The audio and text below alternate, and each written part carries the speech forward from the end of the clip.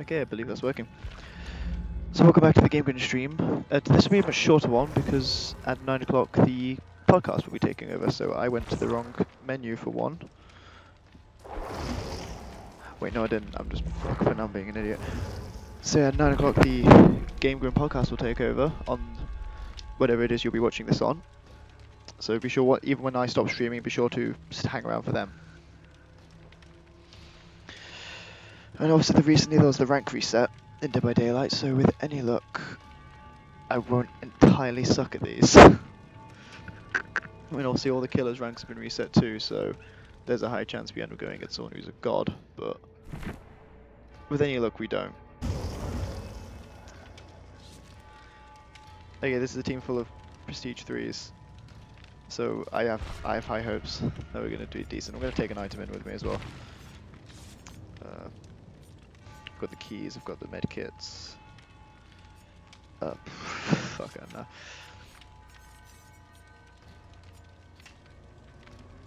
Let's be basic, let's take a good old standard. First standard repair toolbox.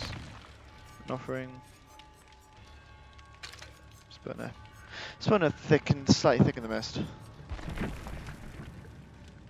Rearranging my head first. There you go, let's make this interesting. Hopefully within this hour I should be able to get 1 or 2 survivor games in and maybe a game as the killer. As a maybe. It depends how long the games last and how quickly I can get into one.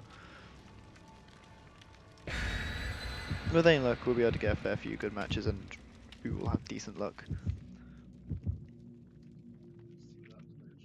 I played a few matches earlier today and I've been getting fairly good luck so far, but obviously I've been going against low ranking killers, which may be the reason for that, so I'm probably just going to hit a point soon where I stop doing so well. But hopefully not, and then again, the ranks in Dead by Daylight just don't really tend to mean much. Through enough grinding, even if you're not that good at the game, like if you're not 10 out of 10 amazing, you can still get to rank 1. Because they reset so frequently and whatnot. It's not, and like ranking up's fairly simple. You just need to get a certain amount of points. It's not like entirely skill based. Or then obviously you can go the other direction. It's people sometimes deliberately downrank, or just like trying point farming. Which, if you're a killer, point farming can result in deranking because the only way you can rank up as a killer is for actually getting kills. And if you're trying to point farm, then obviously you don't kill them because you're just farming points off them. Alright, Macmillan Estate, Groaning. Oh, I don't really. I'm not a fan of this map. Oh wait, no. Oh, it's that one. Ooh, depends. That window's blocked up. Oof. Is it the? Oh fuck me. Depending if some of the windows are blocked up or not on that center storehouse. I don't know where he is. Oh god damn it! I hate the hillbilly for this exact reason. I'm kind of glad I put the mist thicken. Yeah, that center house, but okay. Yeah, there's one here. I was gonna start working on repairing generators for now. Okay, he was right next to that. Yeah. Because if you look down there.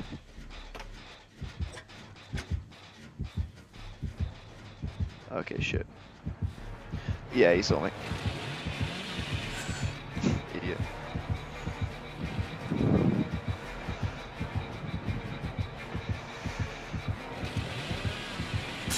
Yeah, I wasn't getting out of that one. He has a really fast charging saw as well, actually. He's gonna put me on the same one. No, he's not. He's actually going for it. If one of them body block me, then okay, no, never mind. Never mind. Body blocking is basically where you stand in front of the killer when he's taking someone to the hook, and obviously he can't walk past you, and he can't lunge when he's carrying someone. So a good survivor can body block really well. Okay, can save anyone getting put on a hook basically. This is gonna be.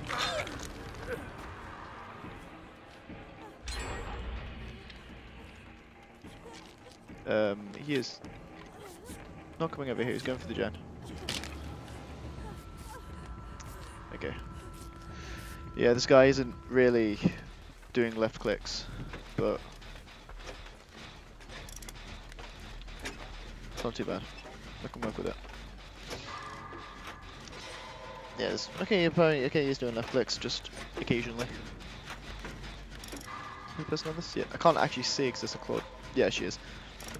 There's a problem with Claudette. This is why a lot of people play her, because she has the smallest player model, and in the politest way possible, it's difficult to see Claudette, as demonstrated there. So a lot of players tend to go at her. I'm just playing as Meg. Why am I playing as Meg? Because the perks I have on her. There's not really any other reason. And I've played as Claudette already and maxed her out. Guess we're just gonna gen rush him whilst Dazilla's distracting him. That's basically how the game works. You get one player distracting the killer, whilst the other three try and gen rush them.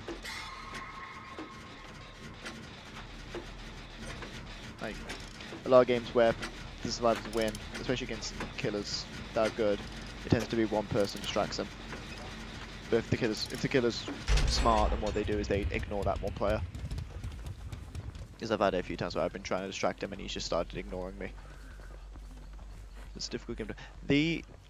I don't know what these guys are doing because they're just hopping from gens in the same area. If we're not careful, we're going to end up putting ourselves in a really awkward situation when there's only one generator left. Because there's 7 generators on the map in total, and you only need to complete 5 of them.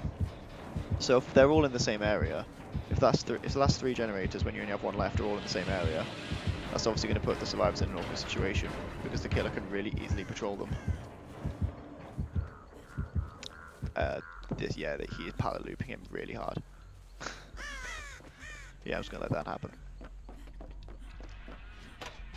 There's no pallet here. But there was the 2 by. If we go this minute to the left, if he comes through here. I don't really want to get in the way of Dazilla trying to pallet loop him, because it's really easy to block people in, so I'm just gonna leave him. Okay, what? Okay, that guy must have tried to get in the way. That's the problem as well. Sometimes if you're trying to watch or get in the way, you get too close and then you can't really get away. I'll repair this and then I don't know what I'll do. I'll probably try and take my turn distracting him. Actually, you know what? Yeah, fuck it. If we do this, we can get straight out. I'm gonna move around this way, so he can't see me if he looks through the door. He'll have to like come into the shack to find me, to know I'm in here. And there's no heartbeat, so I doubt he's actually gonna be able to get to me. Can I get away with finishing this without? I can finish this with the toolbox. That's good. Alright, the door is there and the door is there. Oh, that's actually really good. They're on complete opposite ends of the map. The hatch is here as well. Okay. And there's one player left alive, whether it's because everyone else is dead or has escaped, then the hatch will open. Oh, no, oh hello there! Holy shit. Okay, so there's 2 pallets here and there's 1 over there. Oh shit. Is he gonna take it through here? He's not taking it through here. He's taking it over there.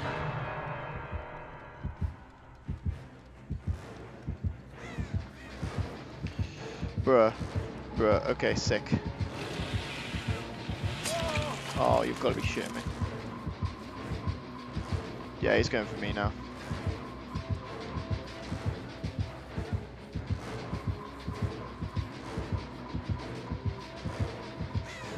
Yeah, I'm gonna have to piss him around. Yeah, I'm gonna have to really fuck this guy around.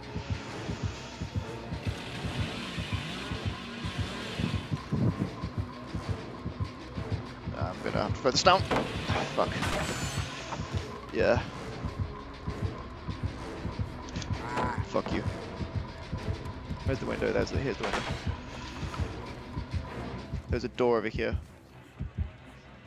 Yeah, there was. And it's not been opened. Okay, I'm going to open this door. I mean, it's not the ideal door because it's not near any of the other players, but it'll be something, so...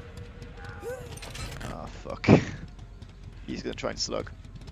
Slugging is basically where you down all of these survivors rather than hooking any of them. Yeah, slugging is what he's going to try and do, because now he's going to try and come over here, probably. Oh shit, I might have to escape if he comes over here. Okay, this door's open. I've probably pipped up. I've got enough points for it, so I can risk. But I hope I've got enough points. Or at the very least, I've safety pipped, so I don't really mind too much. I could afford to go back. This guy here, I can probably just pick him up because he's probably full. Yeah, he is. No, heal him. He is camping this guy. Yeah, now he's picked him up. Let's heal this guy up fully.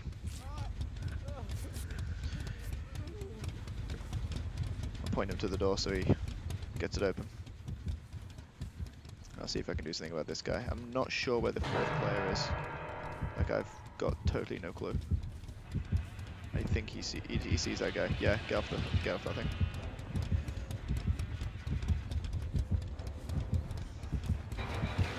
Is he going for me? Yes, he is. Oh shit! Okay, that was close. Alright, what are you gonna do? This actually will be fairly risky. Fuck you. I'm really hoping they get that door open really fucking quickly.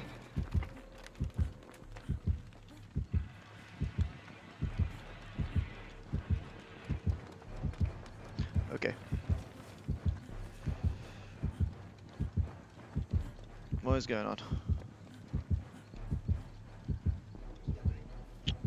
Okay. If I just finish getting this door open, then the other guys can use either doors to get out, which will be good. This door's nearly open. Yeah, it's good. We're fine. I might have to escape. Yeah, we'll have to escape. Yeah. Alright. Well, we've got both doors open, and him going after me should have bought them enough time to at least find the other door and realise it was open. I would prefer to get the hatch, because you get extra points for it, but I mean, I escaped, so I'll take that, and I leveled up. Yeah, that's good. Check the other guys. What are they all oh, right, okay. He's gonna go off to the other door, so these guys are both gonna now escape. This guy might be trying to get the hatch.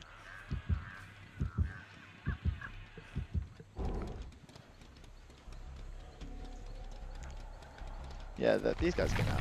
If they don't get out, then I will actually be surprised.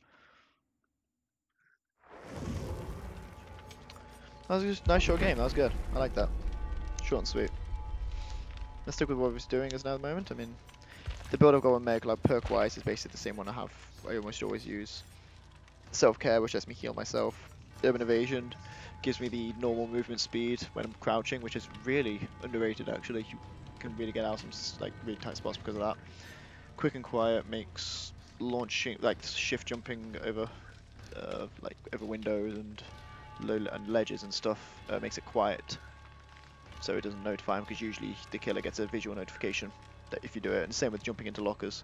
And it's one of those perks where you'll have a game where you won't use it at all, and then in the next game it'll end up saving your life. It's situational, but it's situational enough with, oh Jesus Christ, this is gonna go terrible. It's situational enough with my kind of play style that it works enough to warrant using it. And then the last, that one, Dead Hard, is that's to be fair, I'm gonna pull out as well. Yeah, I'm not gonna play with 300 ping. Basically, Dead Hard is when you're injured, you can press E, or I can't remember what the default is. I think it is actually E, but you activate it and you lurch forward. And it sounds stupid, but you don't take damage when you're doing it, which is what makes it so good, because it really is one of those like clutch perks, because you don't take any damage when using it. So, well, unless the game glitches. But it's one of those, it will save your life a lot. Okay, sick. The killer dodged, basically closed the lobby down for whatever reason. This with Dead Hard's one of those perks where I feel like I feel weird not playing with it. Because you can even use it if you time it right to get over ledges and stuff like that.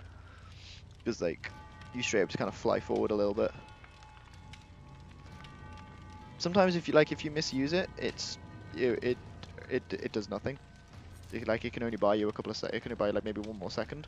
But if you make the killer swing at you when you do it, you can get surprisingly far ahead of them.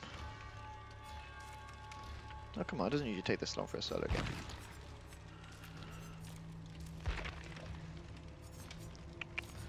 Oh shit, I've got loads of these. Let's take objective one.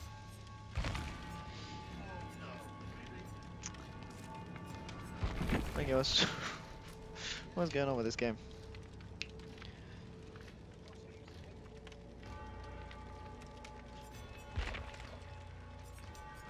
Let's flick through. What items do I have? I don't think I've got a lot left on here. I've got some things.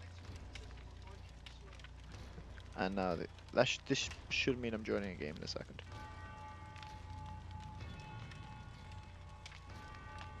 Either that or it means like, okay, there you go. Just fine. Anyway. Oh, I'll take that. It's better than nothing. Right. I see I've got like the same perks except I have Iron Will instead of Green Quiet. Iron Will's a good one, basically. Like there. You don't grunt when you're injured.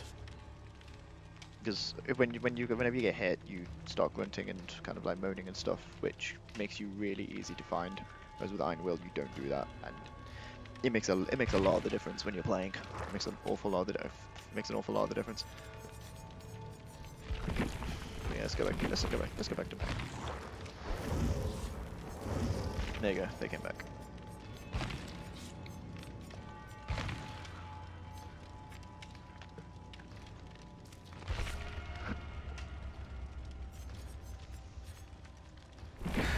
Okay.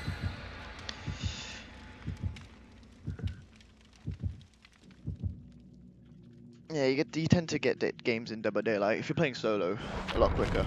If you're playing with multiple people, it can sometimes take ages, especially if it's a group of 3. Because I don't know what it is about playing a group of 3, but the matchmaking does not like it at all. I've sometimes ended up waiting like 10-15 minutes for a game when I've been playing like in a group of 3. Like play with just 2 of you, it works fine. Play with 4 of you, it's almost instantaneous. But 3, it's one of those numbers. The game just does not like it. I've already loaded, so that was actually really quite fast loading time too.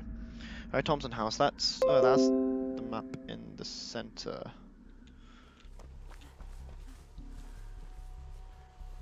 There should be a chest, a crate in here. Not crate. Well, there's a crate in here. I meant to say generator, but this is the basement. There's 4 hooks down here, and if someone gets hooked down here, it is really difficult to get them out because like, it's not more difficult to unhook them or anything. Like it's the same time and whatnot, but it makes like obviously a killer gets notified when you unhook someone. So in the time it takes you to get up the stairs, like he can make his way back to you. Okay, I'm not taking that. Like it is very awkward getting out of there. Let's just work on this for now. I won't use the toolbox just yet. I prefer using it towards like later game rather than at the beginning because I've got no real pressure at the moment. I've got no reason to want to rush this. He's not nearby. He's chasing someone else. I don't even know who it is yet. And okay, they're miles away. It's not like time is of the essence at the moment. I can afford to save this for a time I'm going to more likely need it. Got a pallet behind me too for a quick getaway. There you go. The skills checks are queued with a little sound, like the little ding sound you get before they turn up. It's like a very hollow, like ringing. It's like a hollow ring, like that. And then get the skills check.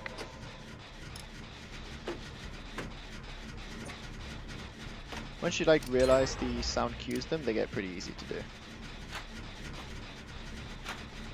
Yeah, that thing just popped that one up. That means you'll probably be able to go get that guy so I can... Oh, wow, we are really... This is good actually, because the generators we are popping are all spread across the map, which means it will be difficult for him to keep up with them, and it'll be difficult for the ones remaining. They're not all going to be in the same place. He's not going to like... Whoever the killer is not going to like that. That's really going to upset them. There's only 2 generators left this early in the game. So this... Okay, it's not... I thought it was a doctor at first. The doctor can make survivors scream at random, but it puts a little icon on the hood where their names are at the bottom. Okay, it might be Michael Myers. Yes, it is. I thought so. He might have seen me. He may have, yeah, he definitely saw me. He is camping that. Oh, he was waiting right. What's going on now is they're in struggle mode, which, as the name suggests, means you have to press spacebar to struggle out of it. Well, you can't struggle out of it, you can only, oh god, you can only kind of stop it from killing you. And when you go into struggle mode, if you get hooked up again, you instantly die, whereas if you're not, if you get hooked up a second time, then it puts you in struggle mode instead. So he waited for her to go in struggle mode, so she'd die next time he hooks her. I'm gonna wait for her to stop walking. She's gonna go behind you. That makes sense. Because he's gonna want to try and find us. There you go. I'm not sure what's with the random screaming. I've never known that to happen with Myers before. Unless it's like unless it's a new update or whatever. Yeah, the reason I knew it was Michael Myers was because the posture she was doing was what happens when you try and unhook someone but you get pulled off it, and the game kind of glitches and it doesn't really know what to do with the player model of the person being hooked, so they just kind of hover. But so I knew the killer was around the corner, but I couldn't hear the terror radius, which means it was Myers, because he has the smallest terror radius. It's something stupid like 8 meters, whereas the default is I don't actually know the default offhand. I think it's 30 or 32. It's 32, I think, is the default. But Michael Myers is 8. And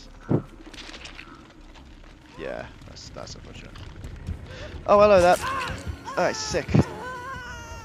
Yeah, that's what Michael Myers. Yeah, he can really just camp things out like that.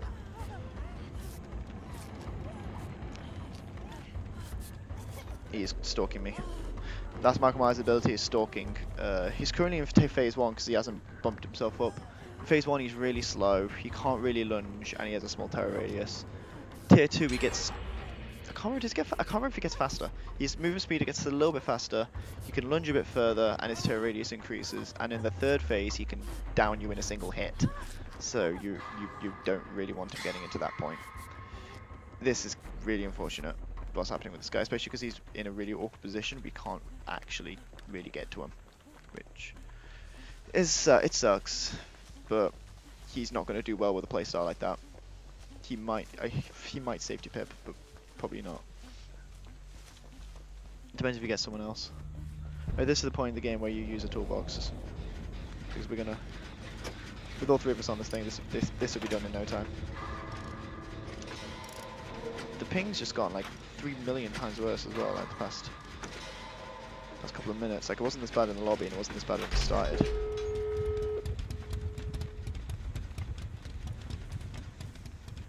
So we've got one door there, and a Michael Myers walking right towards us. He definitely saw me. This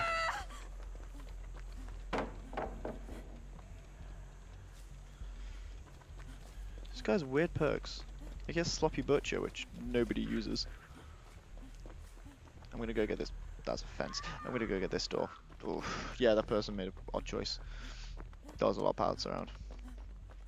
Pallets are basically how you put distance between you and the killer. Pallets, windows, juking them occasionally with using stuff like those wood panels there. If you run into those, it can be surprisingly easy to lose him. That person was dead on hook as well. Well, on the bright side, I'm definitely going to escape, even if he turns up.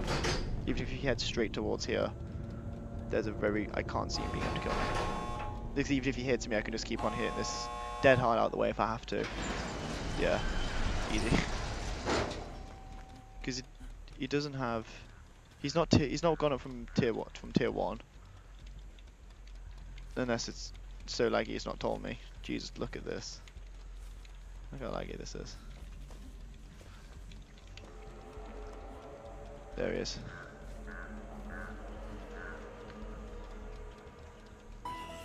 There you go, now he's in tier 2. Come here. Come here. Yeah, no, now he's on the verge of tier 3 most likely. Yeah. I was trying to get him into the palace so I could stun him.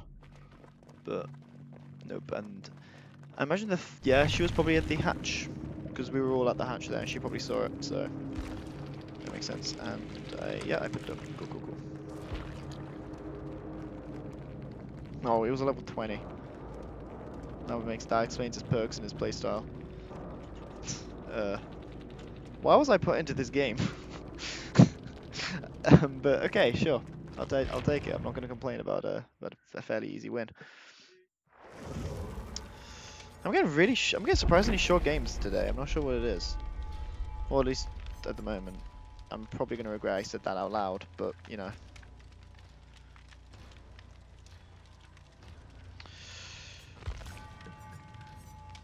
I want to try playing as Dwight, but I don't want to start playing as Dwight. I do have Dead Hard on it, but I don't use it in the build I have for him. The build I have for Dwight is very orientated around being around other people. Like all the perks I have is either finding other players or buffs that you or other players get when you're around them. It's kind of more of a gimmicky build. I don't really use it much unless I'm playing with friends. But it has its uses. Its main purpose is gen rushing. More than anything else, like you and group of 2 other people gen rush together. With the perks all combined, you can get things done ridiculously fast. And Nia obviously is basically the same as Meg, more or less. My Claudette, before I prestiged her, which is what that little one with the skull means, she was like a healer, so she had I think it was like 3 perks. She had a perk that increased her healing speed, one that increased it after you hooked someone, self-care, and I think my 3rd perk with her was always just kind of something random I'd throw in. Because that was back when I kind of first started the game. I didn't really have any of the teachable perks. I didn't have many of them unlocked. And I didn't really know much about the perks themselves. I just kind of threw random things on, because Claudette's perks the perks that are unique to Claudette is based around her being a healer. Like each character kind of has certain perks based around them. Like for a playstyle like Dwight is teamwork. Meg's what is Meg's? It's like speed and getting away. So one of her perks allows you to, when you first start sprinting, you go like 150% faster than the normal rate for a couple of seconds.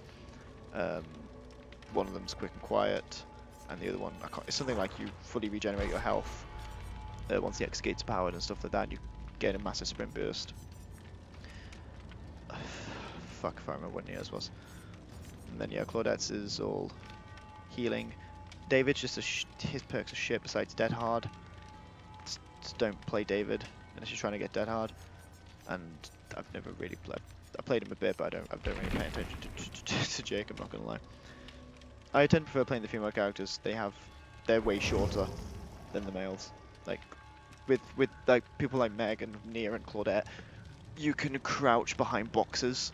Whereas if you do that with someone like Dwight, his head pokes out the top. Like it makes him really inconvenient. To what the fuck I just noticed.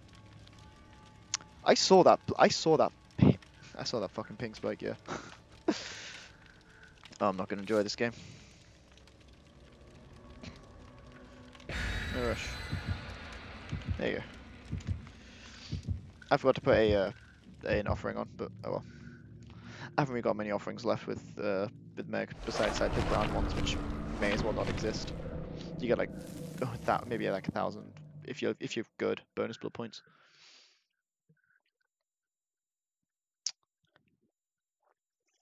There's the yellow and green offerings, so I always find them much better.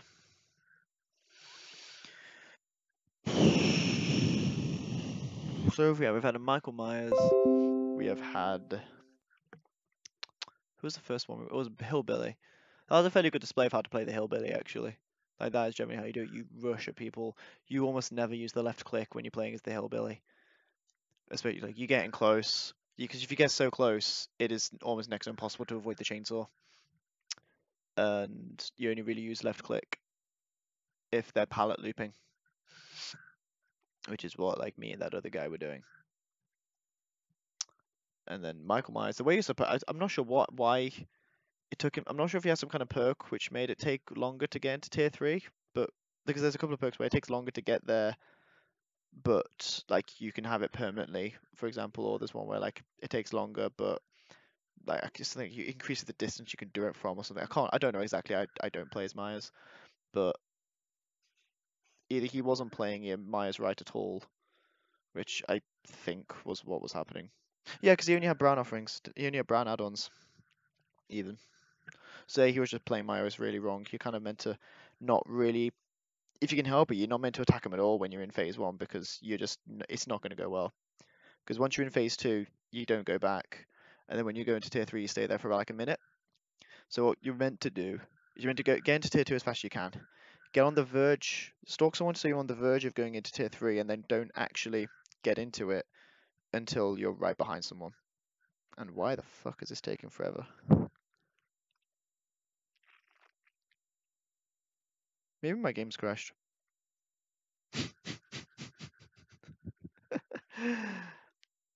I think my game has just crashed because the tips usually usually like shift, move on by now. Uh, I hope that doesn't I hope it shouldn't derank me because it recognizes the difference between disconnects and crashes. I do, but yeah, my game is straight up just crashed. All right, sick. Yeah, yeah, it's gone. Well, it wouldn't be alright. Sick. It wouldn't be a game on a Game Grin stream without the game crashing at one point. I love video games. They're all really good.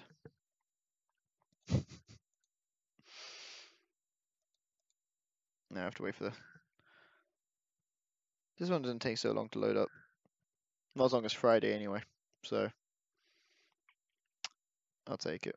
Well, supposedly not as long as Friday. Sometimes it can just not actually load up after you've loaded it. It's doing it now. That's good.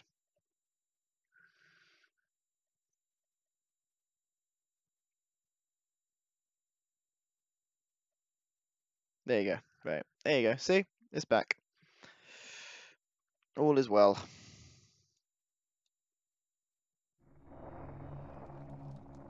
Death is not an escape. A recent teaser actually for this game showed Jigsaw being one of the newest killers because especially recently what they've been adding killers well not based off, they literally have been people from slasher horror films. So we've had obviously Michael Myers, as you've seen. We've got Freddy Krueger, although nobody plays him because he's absolutely shit. There's Leatherface. Yeah, they've got Leatherface, who the hillbilly was actually inspired or based off of inspired by Leatherface, and then they actually got him added as an actual monster. And then they've got the nurse, which it isn't strictly speaking actually the nurses of Silent Hill, but it very obviously is based around her. The nurses from Silent Hill Homecoming, I believe they're from, or at least I know they're in that one at least. But yeah, survivors. Let's try to get into a lobby without crashing this time.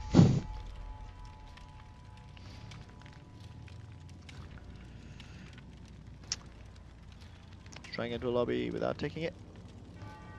Ooh, okay. There you go.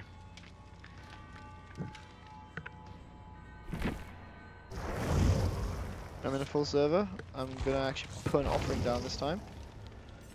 I'm going to put down...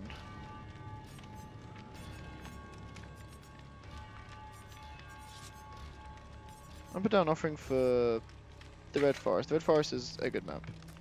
I like that one.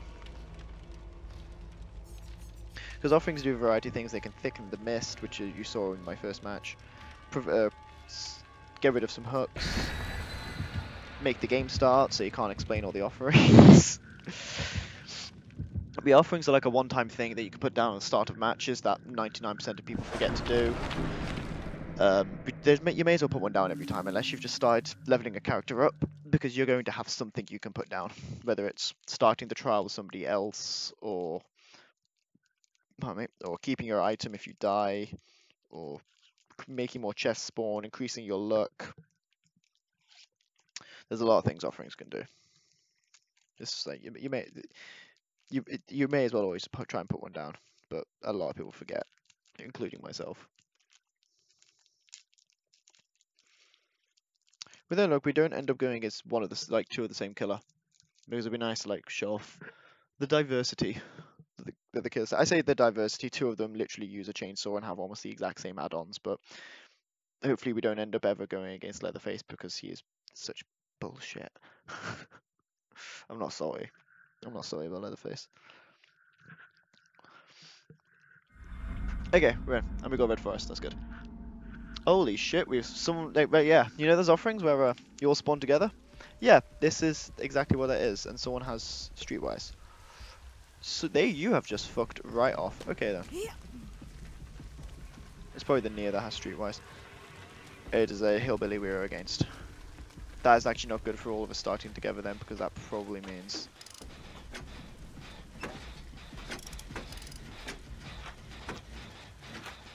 Okay, so someone has leader. And they have Hex Ruin. Hex Ruin is a perk that makes... It's a very dangerous one. It makes it so even if you hit the skill check successfully, it regresses the... Oh fuck. It regresses the progress of the generator a little bit. It's a hex perk, which means it can be destroyed, but basically, as just demonstrated, we probably would have been able to finish that generator, especially with all three of us, one person having leader 3, so that which would have affected 2 of us on it, plus my toolbox. We easily could have finished that gen, but because of Ruin, we didn't. Ruin really slows down the... What the fuck, I saw that.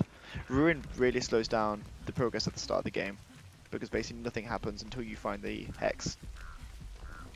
The hex totem is, it's these things, this is a hex totem, and you'll know if it's lit, well, you'll know if the hex is on that totem, because it is lit up and there's a fire.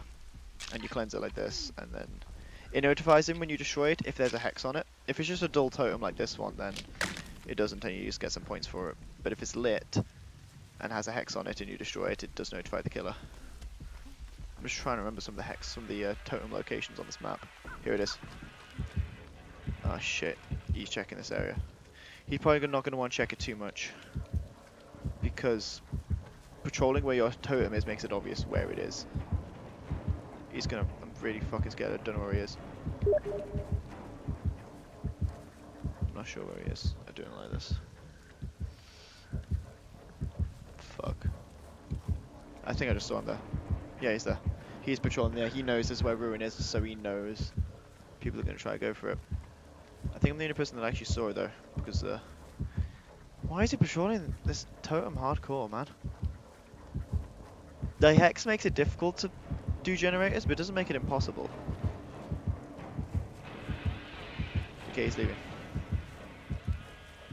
He's leaving. I'm not going to run, because running leaves chicken scratches across the floor that the killer can see. Even from a far distance, you can see them. Okay, I just kind of had a bit of thought where he may have zoomed off to trick me, but he didn't.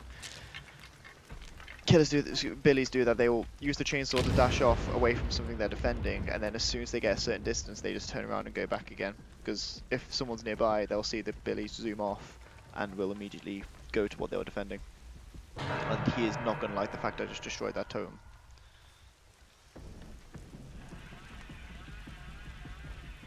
Oh shit, I fell off. I'm going to try and get over here. He'd saw me. Oh shit. Fuck. I thought there was a pallet around here, which there wasn't, which didn't actually help. Time to wiggle. Nah, I'm on the hill. The hill's a really awkward place. Dead hard should make it not too difficult, because if you drop from a height, you stop. Like, you significantly slow down.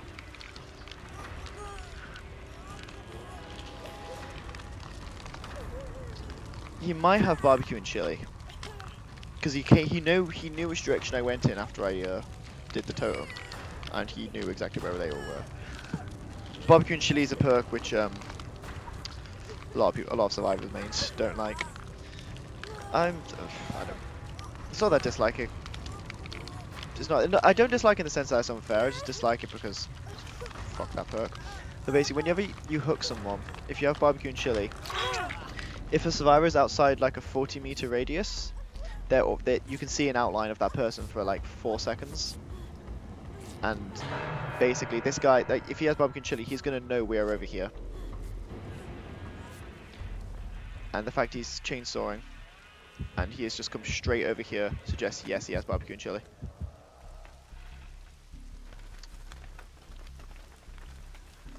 Okay. It's important to try and figure out what perks the killer has as a way to try and avoid them.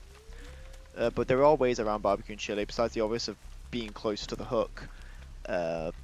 One thing you can do, I'm not sure if it's an intentional way around it or not, is because generators have an outline for the killer already, if you're hiding behind a generator when he's using barbecue and chili, as long as like you're in line, as long as the generator and him are in line with you, he can't see you because of the generator, and the game prioritizes the generator's outline rather than yours, so the generator will completely block your outline. This can be bad because it can sometimes mean that he will camp the area because he will think someone's near. He'll camp the hook because he'll think someone's nearby, but sucks to be them. And yeah, he is now going to come straight over here.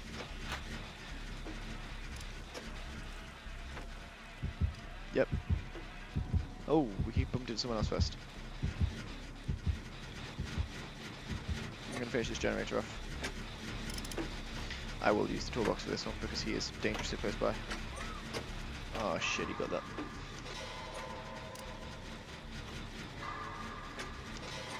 Ah, and he got the great skill check. Great skill checks basically give you a small boost in the generator's progression.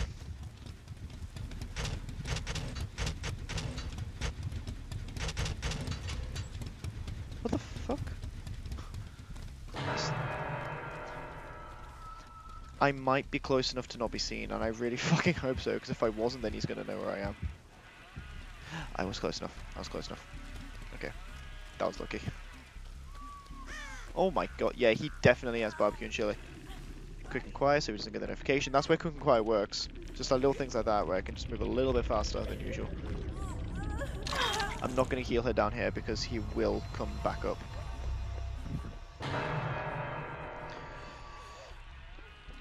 No, that's not good. Make him think I'm going out the window. Fuck you. Holy shit. Okay, now I'm going to mess around with him here. You can use the red stain in front of him to figure out which direction he's heading in. Oh shit, I blatantly am not that good at doing that.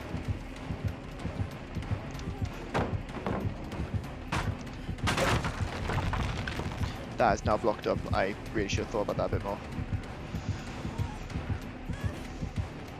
He didn't, but yeah, he doesn't know it's blocked up. So basically, if you use a window too many times, the game blocks you from going through it again. But he doesn't know that that was blocked up for me. I don't know where he's over there. Okay. So good. If I could just get over there, yeah, I probably have to dead hard for it. I don't have to dead hard. I'm cool. Good. Fast fall. Okay.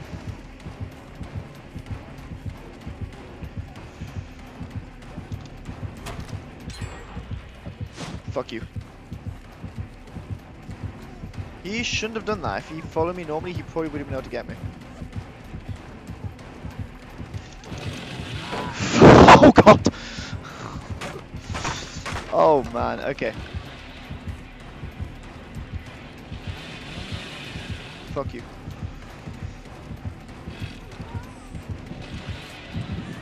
Okay, he's left me alone. Yeah, that's what I mean about the killers deciding to leave you alone if you spend too much time cocking about with them. Kind of useful in some situations like this one. I wouldn't have liked being taken down by this guy. Especially not at the moment. I'm the only person I think that's not been hooked yet, so I kind of like to keep it that way. I'm just going to leave myself healing here for now. I'm not going to heal myself up fully yet, because if I might actually be able to show something off. Depends how cocky I'm feeling. Because what I said earlier about you being able to dash over gaps, there's a point here which you can do that, which is from here to there. You can use dead hard to get across that gap.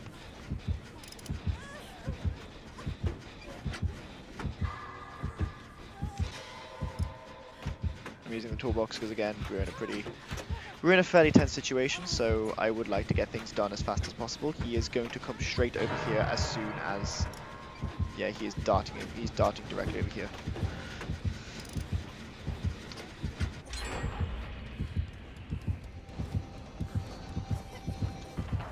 Right, sick, it didn't work. They might have patched it. Because I'm not sure if you being able to do it was intentional, but you used to be able to do that, because I've done it before. I might have just mistimed it, because it's difficult to get the timings down on it. Is this my first talk actually? I can't remember. Oh, son of a bitch. It's not my first talk. I'm just being fucking stupid then. Alright. Oh, I literally got put on that hill, I remember now. On the bright side, this guy isn't camping. Like, at all. Like, he isn't even going back for people after they've been taken off the hook. And I like that. I like this guy. This guy's a good killer.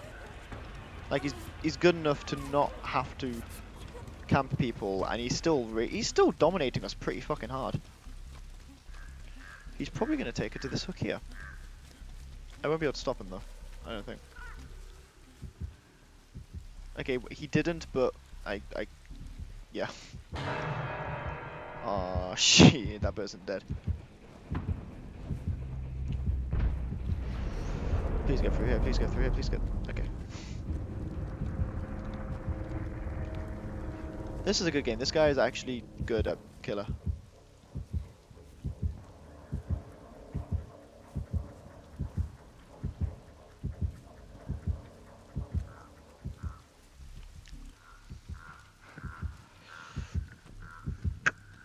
He's staying in this area. Oh shit. I think that person's dead on hook as well, I think. We all are.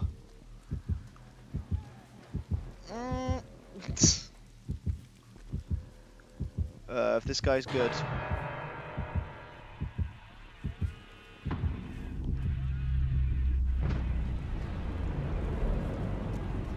Yeah, you can tell he had barbecue because he looked around and stuff.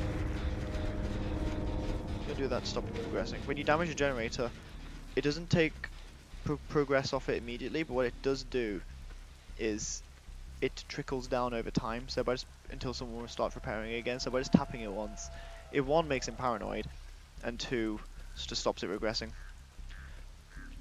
There are two plans I can make here. I can wait for the other person to inevitably get caught and take the hatch. Because this guy, I think, might be maybe dead on hook. If he's not dead on hook, I'm going to feel really bad about doing that, but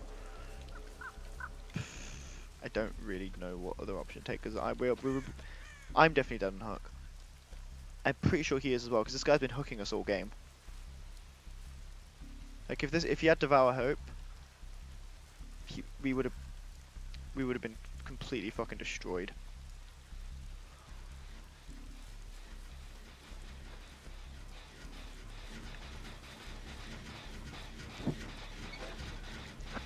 I might be able to do this. He's not revving his chainsaw, but the other person hasn't been injured yet, so I'm not sure if he's patrolling or if he's found them and he's chasing them. Either way, I might just be able to do this. I'm gonna regret doing this. I know I'm gonna regret doing this. I need to. I have great score. Oh my god, he's been chasing this all time. No, I just enter a zen sometimes. I just hit the skill checks. Boom, easy.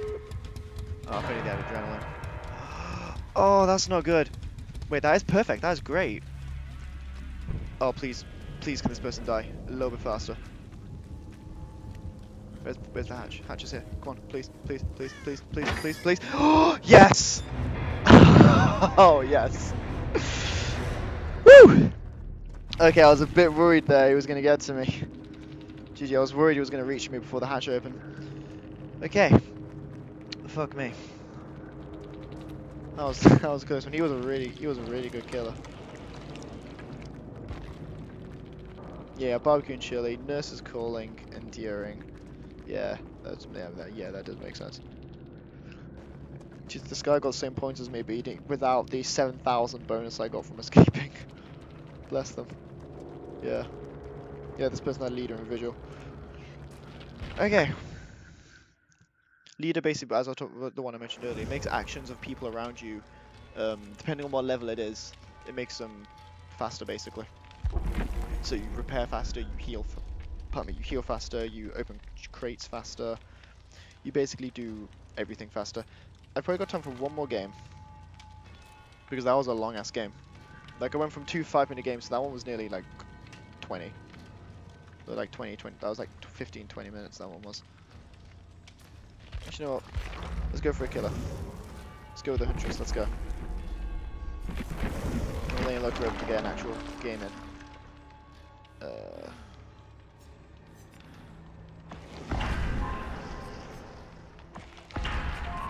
Okay. Take that. Get the mystery box. That's not too bad.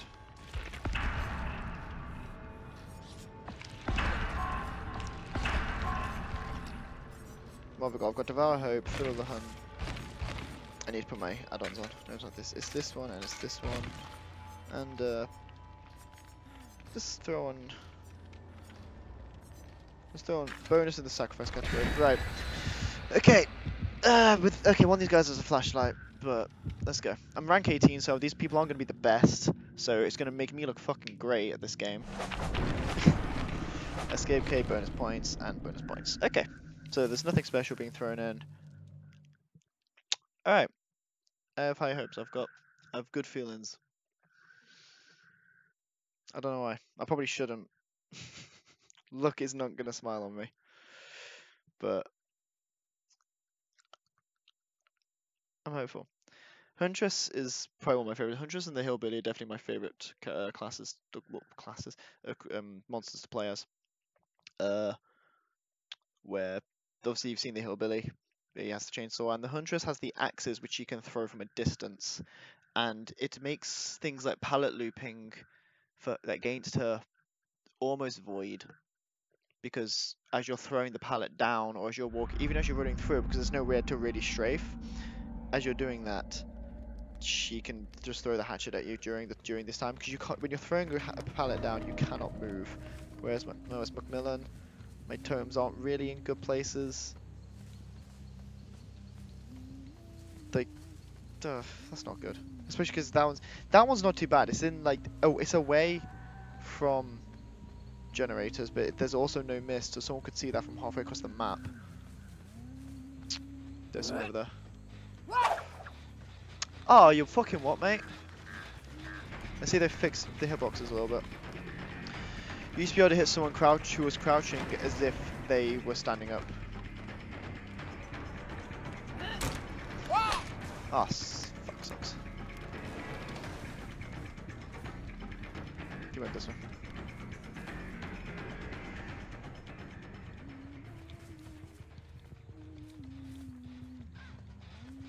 Okay, you did lose me. It's fair play.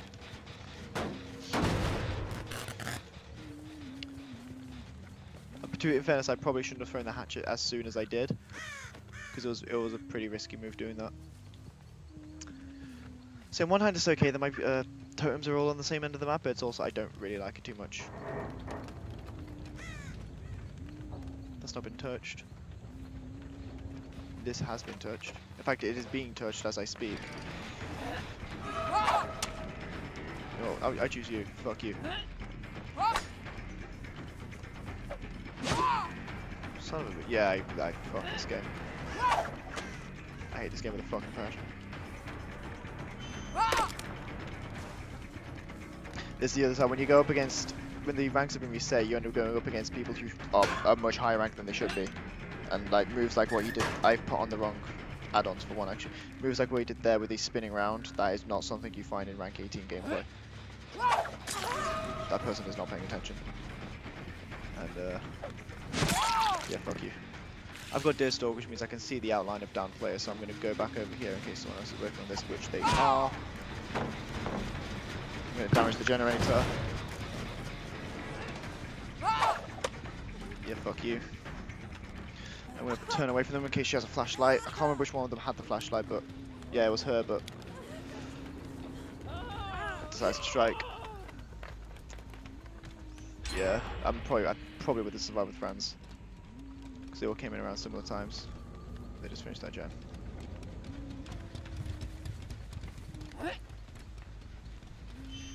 Oh. The aiming on this is weird as hell as well. It takes an awful lot to get used to. She Get.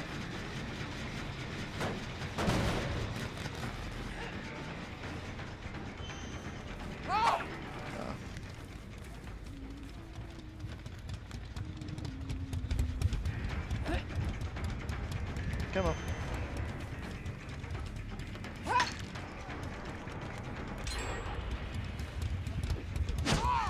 Dead hard. The auto aim decided to try and hit her. One thing I don't like about the people, sort of like in a sword, don't with the auto aim, it can sometimes screw you over. Because it kind of started half going for her. I know this person doesn't have decisive. It's a move people do where they don't struggle when you first pick them up. It makes the killer think you have decisive strike. It kind of freaks him out. But I know he doesn't. And if he does, he won't be able to use it straight away. Because normally you can only use decisive if... You can only use decisive straight away if you're the obsession. Otherwise you have to get the wiggle bar to a certain level. Oh, I did see him behind this part. Okay, yeah, fuck you. Well, that was a generator they hit. Pick him up. Now, the Devour Hope, which is the thing I've got down in the bottom right. Yeah, she fucked up. Devour Hope, which is what I've got down in the bottom right, is basically... Oh, what? How did that hit me?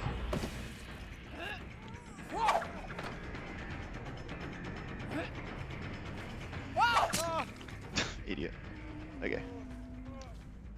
So I look at the wall when I pick him up.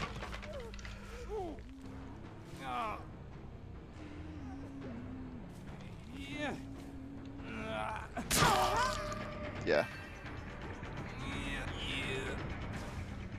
Put him in the back. I want this guy to get unhooked, because basically Devour Hope, you get tokens. If you're a certain distance from the hook when they get rescued, you get a token. And... yeah, I heard you. Please, just try and freak her out. I'm not the right distance away for Devour Hope, so I don't really want to be doing this. I'm the right distance from here. She's... I might actually be able to reach her.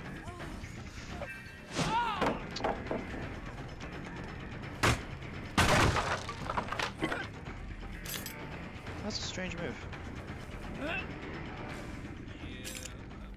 She's leading me towards him. Okay, yeah, now the person down here, yeah, that was a really weird move doing that.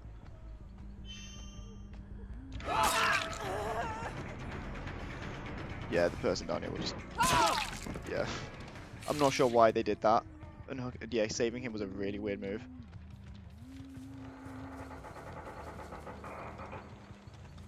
I want to see if I can just catch her. I can't. Oh, maybe? No.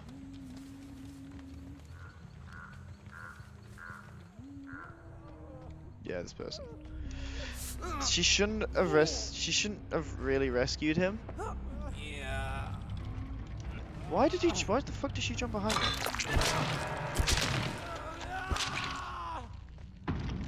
Such a weird move. I need to get my hatchets actually.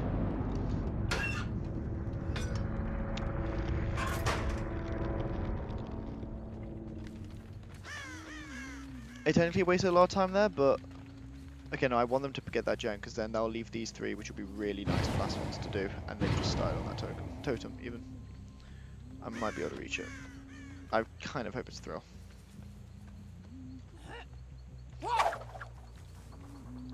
Oh, it's behind the hedge. It's behind the box. If it wasn't behind the box, I would have got it.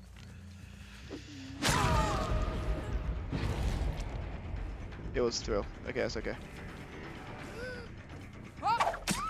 Gotcha, bitch.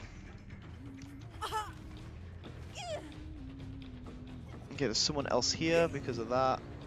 I'm not now. But basically what Thriller Hunt does is it gives you the notification if they start trying to destroy a hex totem. I only really have it because I use Devour Hope as one of my main perks. I didn't actually finish saying what it did. Based on the main reason I use it is on the third token. When you hit someone, you can immediately down them.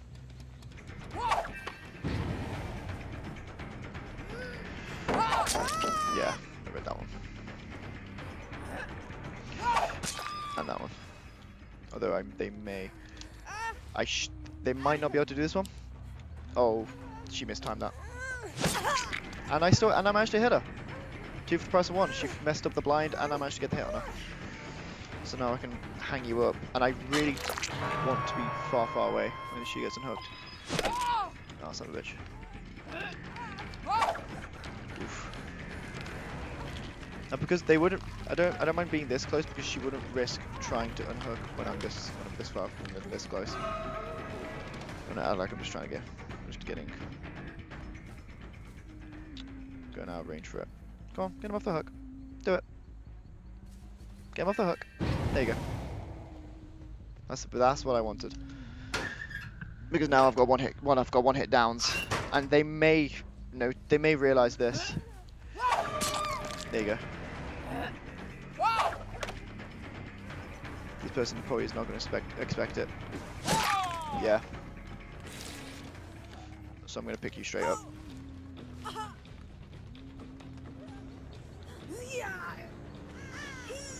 Depending on how quickly she gets up. Okay, so I hung her up. Dead.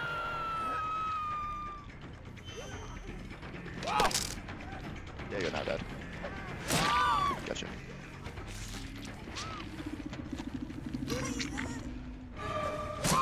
There you go. This is a Devour Hope. Like it is basically why I build this base this build on. Yeah. No, you're not getting away. Unless one of these guys has Unbreakable, then they're not getting away. Which I'm fine with. And with Iron Grasp as well, I'm not going to have trouble getting them to hooks.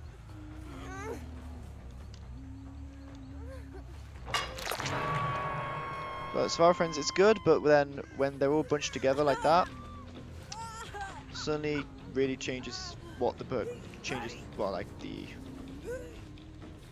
kind of changes the advantage that playing with Survivor Friends has, because they become way more altruistic. They all group together, and it makes doing things like this a lot easier. So like from just like that, between Devour Hope and the fact that they were all trying to help each other too much, I just went from only just killing one of them to a 4K.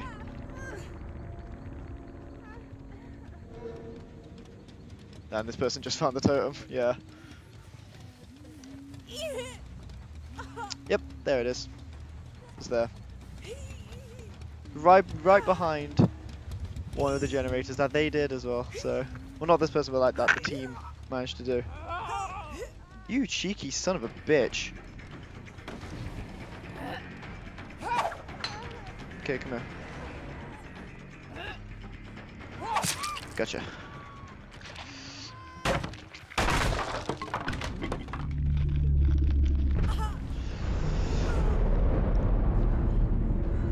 I had a bit of a panic because in case they found the hatch, but I don't even know where the hatch is, so I doubt they do. And there you go. That's why I love Devour Hope so much. It completely changed the game.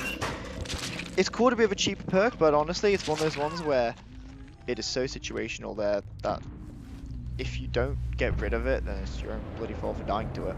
Like, it was right behind a generator. It wasn't really well hidden. Thrill was terribly hidden. I'm honestly surprised it took them that long to find it.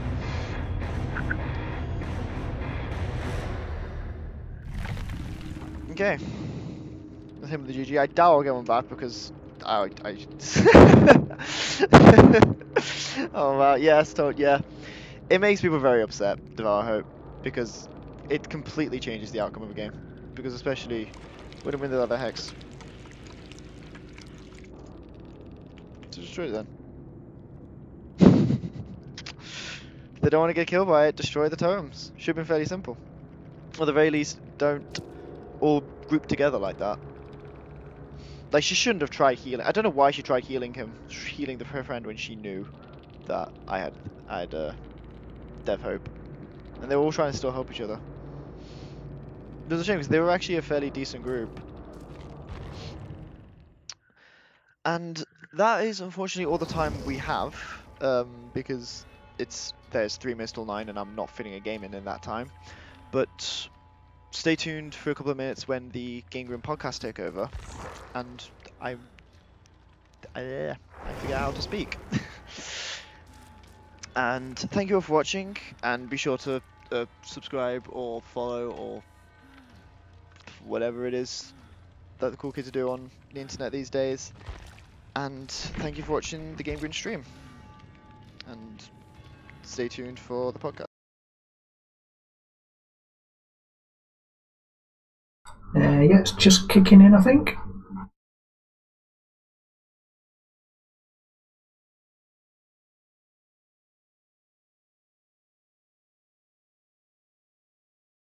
Yeah, it's got the Helldivers background.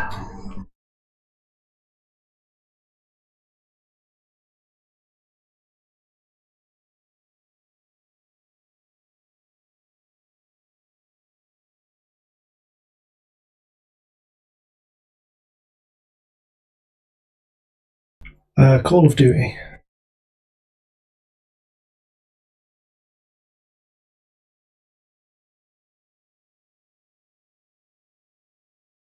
Yeah, seeing as you've literally done everything in it, are we?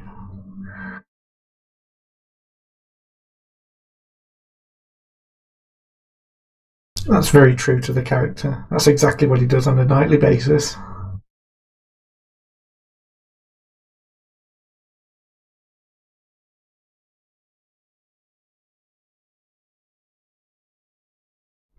Depends which area of the multiverse. Just kill people in the Batmobile for a bit, that'll get the low nerds angry. Like us.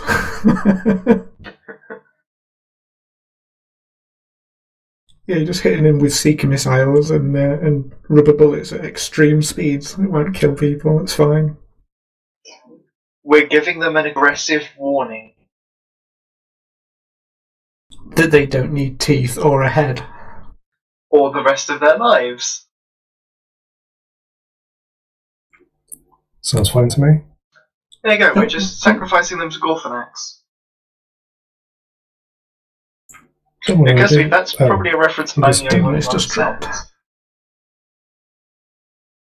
I was going to ask why he hasn't spoken yet.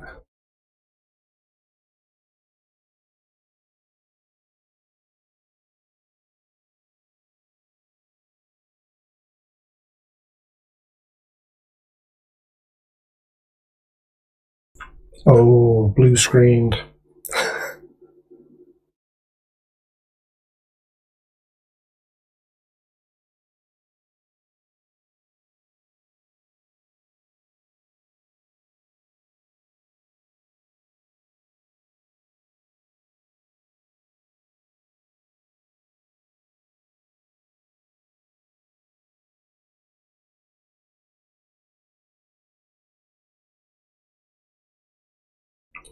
Right, the program that I use to monitor the chats for all of the streaming things won't load. So, what is everyone watching on? I'm on Mixer. As am I. I'm on Twitch.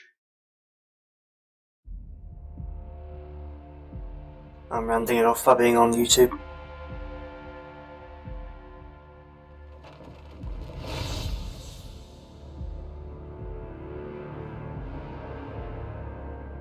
Fantastic. See, I don't think we had that planned. So, if you could keep an eye on the chat streams, because stupid restream app won't work.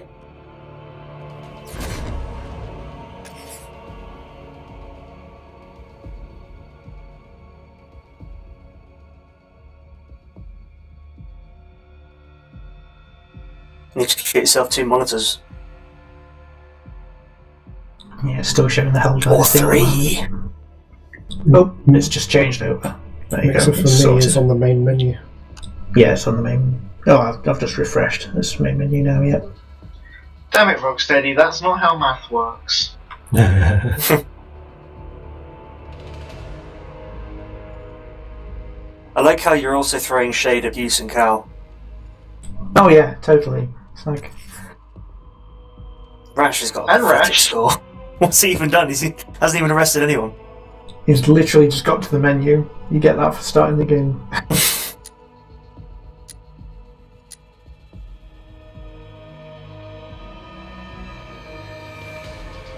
4% of the story, so that's literally the first checkpoint. I at least 100% of the story though. I got most of the most wanted. Slowly, but surely. Should I buy this game if I didn't like Arkham City? I found it very boring. The open world for Arkham City was quite restricting, I felt, because of that huge tower in the middle. I found it really hard to navigate. I found that most of the city was completely unused. Good evening. Hello, sir, you're very quiet.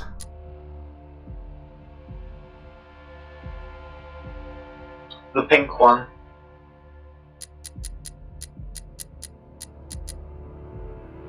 Pink There's one. a pink Batmobile?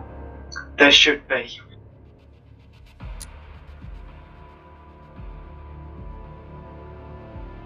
Go for the 1960s.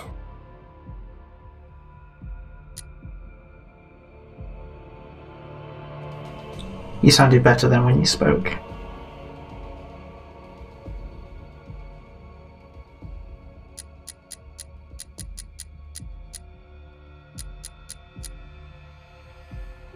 Still what's in it?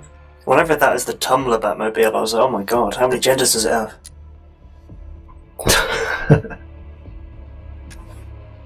I identify it as a Batmobile, ironically. Check your Joker privilege. I mean, I identify it as an attack helicopter that's lost its rotors. There's a support group for that, isn't there? It's a transitioning Batmobile. Well, there goes a small portion of our audience.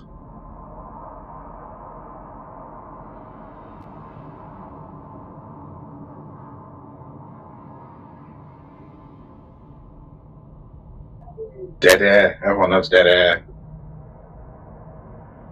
If Is that anyone the was sequel to Con Air? interested, The thing is, Gary, that everyone who's a regular in the GrinCast will know that the host requires a few moments of silence while they bring up their notes and remember that it's Thursday. Well, that's a fair point. Notes? Wait, Thursday? while I we're thought it waiting was for that, October. on Twitch Prime this month, or for this week, you can get Tales from the Borderlands. In fact, apparently you can't, because it's ended yesterday, but I can still do it. So, good job, Twitch Prime. I mean, is anyone really complaining about more free stuff? Is it Yes, ever sunny in Gotham? Platt does not like free stuff if he already, like say something's free on GOG, he will complain because he already has it on Steam. You'd think that if you completed this game there wouldn't be any more thugs hanging around the streets. Obviously he did a poor job. He hasn't just completed this game, he's 200% completed this game. He's completed it twice in the same save file.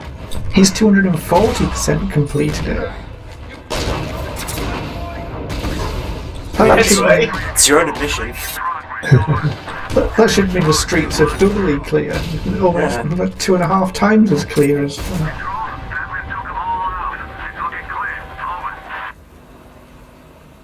But then if the streets were completely clear, Batman would have nothing to do. So Batman's got a vested interest in actually, like, keeping criminals there. So, why do you think he never he's- kills the Joker? Yeah, that's the thing. I reckon there's some collusion going on there that we don't know about. No collusion. with Metropolis. Right, let's get this show on the road. Ooh, wait, we're doing a show? There's a road? As well as watching each other drive around. I'm sorry, but that movie just ran over a load of unconscious guys. At least some of them are dead. It's very lightweight. Yeah, I do always, when he's like, I don't kill people. And then it's like, well, you run them over a lot. It's like he has like some sort of weird force field around the car that makes sure everyone's fine. No, he doesn't kill them. That if the Batmobile The car kills them. accidentally does. I didn't kill him, the bullet did. Yeah, I was going to say that's the exact excuse for using weaponry. It's fine.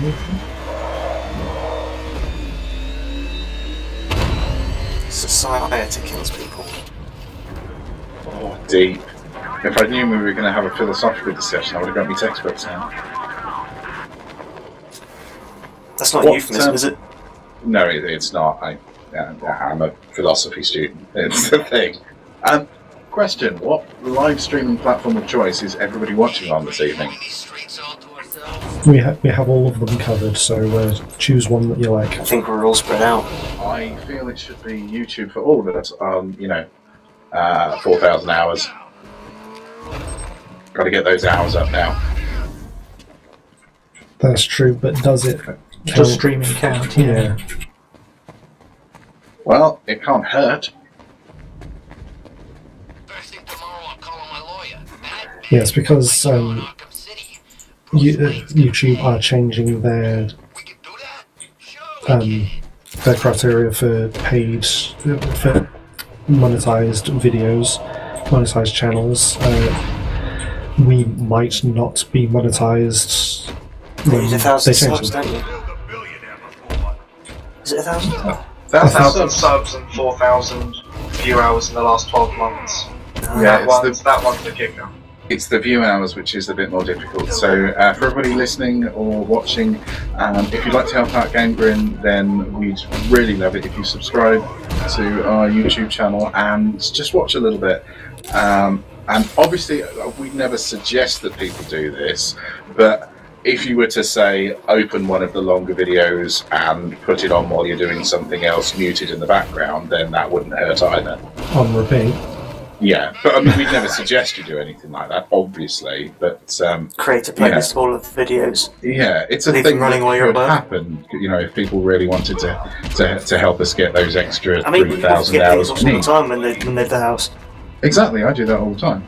Sometimes I just load up the Guinea Pig Bridge song and leave it on all day for like 2 or 3 days on loop.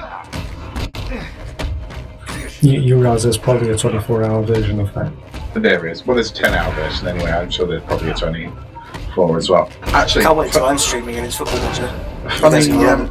funny story along those lines. We had a neighbour once who was really bad with playing loud music on a regular basis at inappropriate times. And in order to get his own back, my dad left an 8-track cassette player, which are, if you don't know, endless loops of tape that don't finish playing.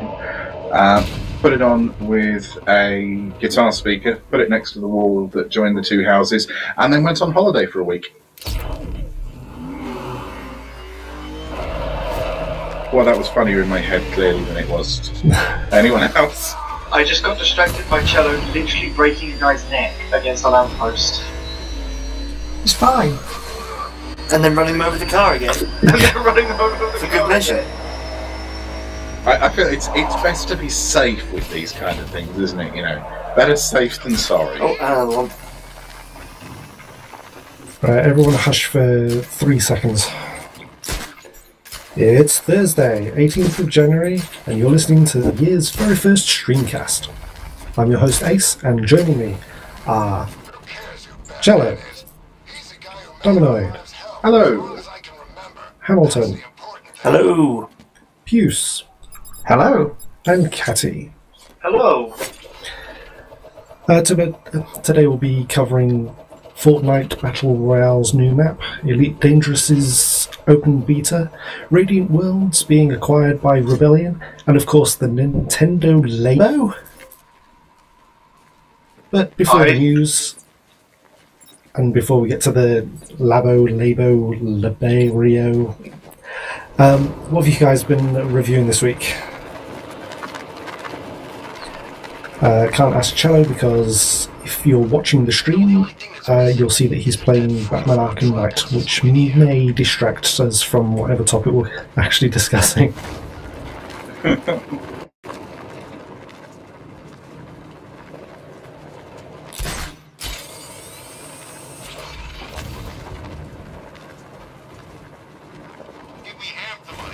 And playing Batman again.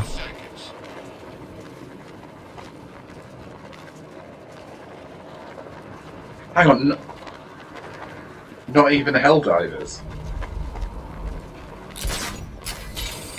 Honestly, I expect you to be cleaning that. I don't care if the gas is gone. Batman still ain't one to fight. Okay, Dominoid. So I am in the process of reviewing Bridge Constructor Portal, or Portal Bridge Constructor. I can't remember which way around they put it, but it's a mashup between Bridge Constructor, which I found out I'm really bad at, and Portal, kind of. It's quite fun. It's more Bridge Constructor than Portal. So like you have to like that style of sort of short physics-based puzzle gaming. But it's good fun. I'm not sure if it's the same GLaDOS because the voice sounds slightly different, but it's still got that sort of acerbic humour that you had in the Portal games, which is a really nice little touch. It's definitely the same voice. It is the same person. Okay, maybe my ears are just forgetting how she sounds. It sounded slightly different pitch. Did anybody else know? They might have used different effects or something. She sounds different between Portal 1 and Portal 2 because obviously the sound technology changes and they do stuff with the engine. I think it comes down to that game's not in source and that they handle sound slightly differently.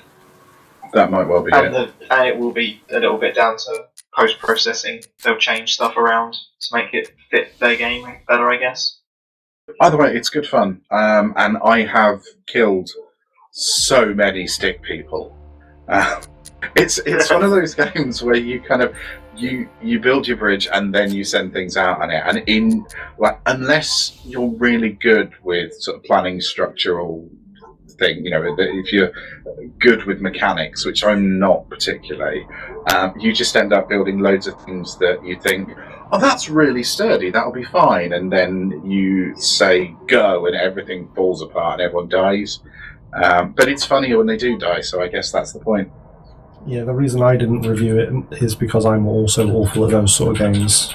I can get to like level 7 of whichever bridge constructor it is, and then that's it. It's all about the triangles.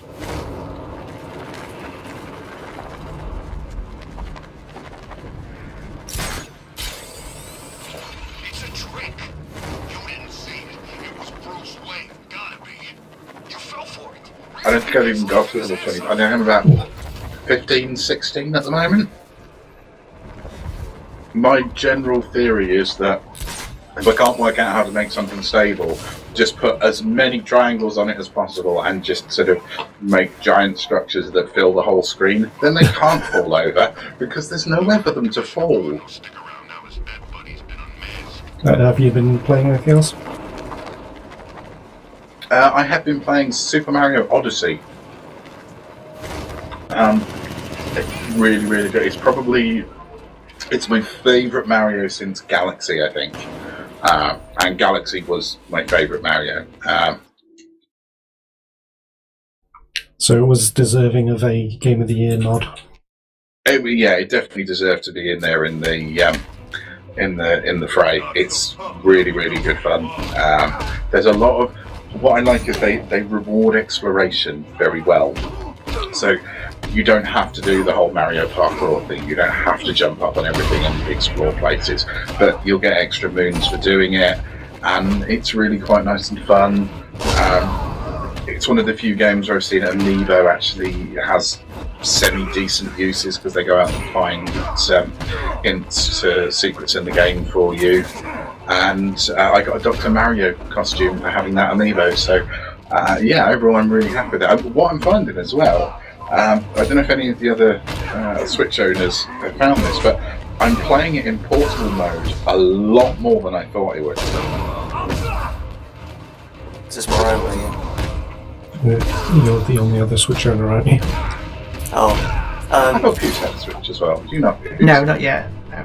I barely play it docked into the TV. I always play it portably. Did you expect to play it more on the TV than you actually did, though? Because I kind of felt... No, not with the amount of time my girlfriend spends on the TV. Ah, that's a fair point. But this way, I get to sit on the sofa next to her and pretend we're spending time together. Well, this is exactly why I have my PC set up right next to my fiance, because that way I can pretend I'm not completely ignoring her while I'm sat here podcasting and not speaking to her. Seems legit. Hamilton, what have you been up to? I've been a very naughty boy. I'm not actually reviewing anything at the moment. However, I have been playing a lot of Divinity Original Sin 2. I've been sucked back into it, unfortunately. So it's been taking over my life. And Chad and I played a little bit of Total War Warhammer co-op at the weekend, which was quite good. It was quite funny to watch Chad get frustrated at losing battles, in particular. Was that the first one or the second one? The first Warhammer.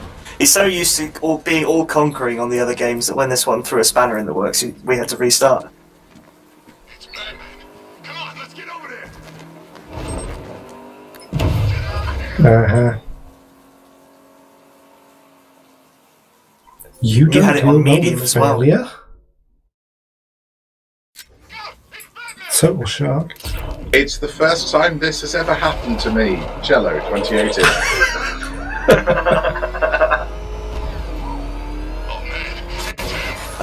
But yeah, that's about it. That's about it for me.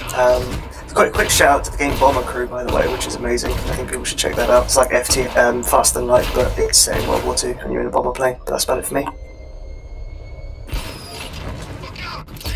Okay, Puce. I am also not currently reviewing anything, but thanks to you mentioning a No Man's Sky mod the other day, that's sent me on a path back through what was one of my worst nightmares of last year. Well, a bit more than last year now. It was August the previous year, wasn't it?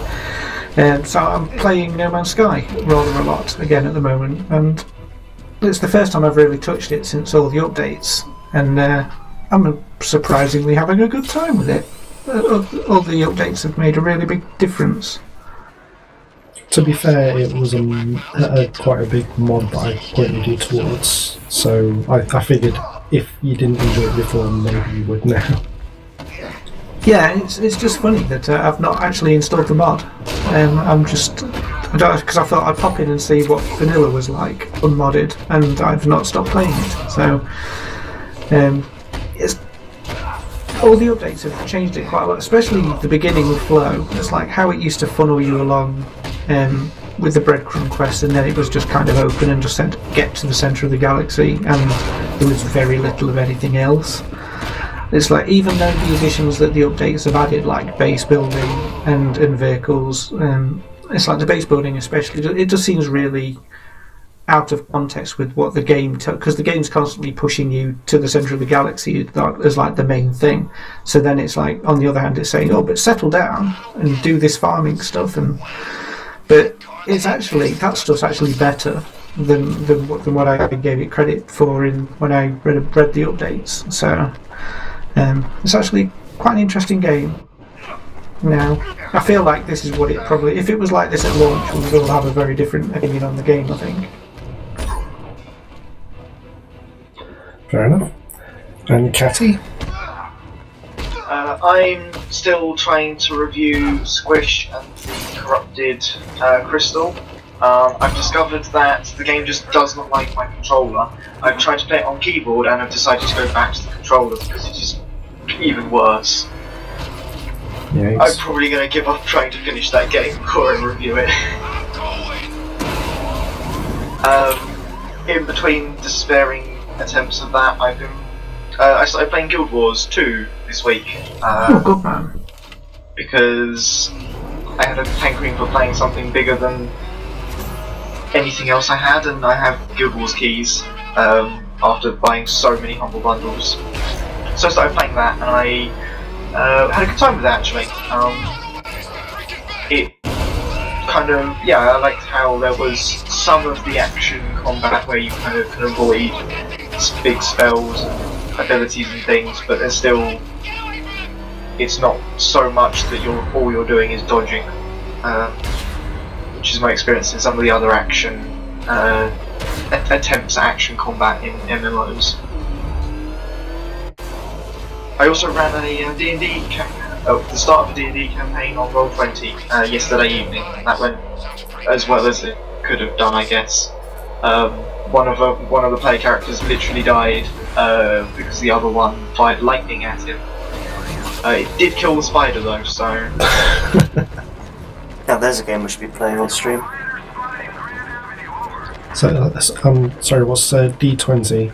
Is it all text based? Sorry, Roll20. It's a online sort of interface so you can run D&D campaigns. So D&D, Pathfinder, basically anything that runs dice rules, and you can do that all online.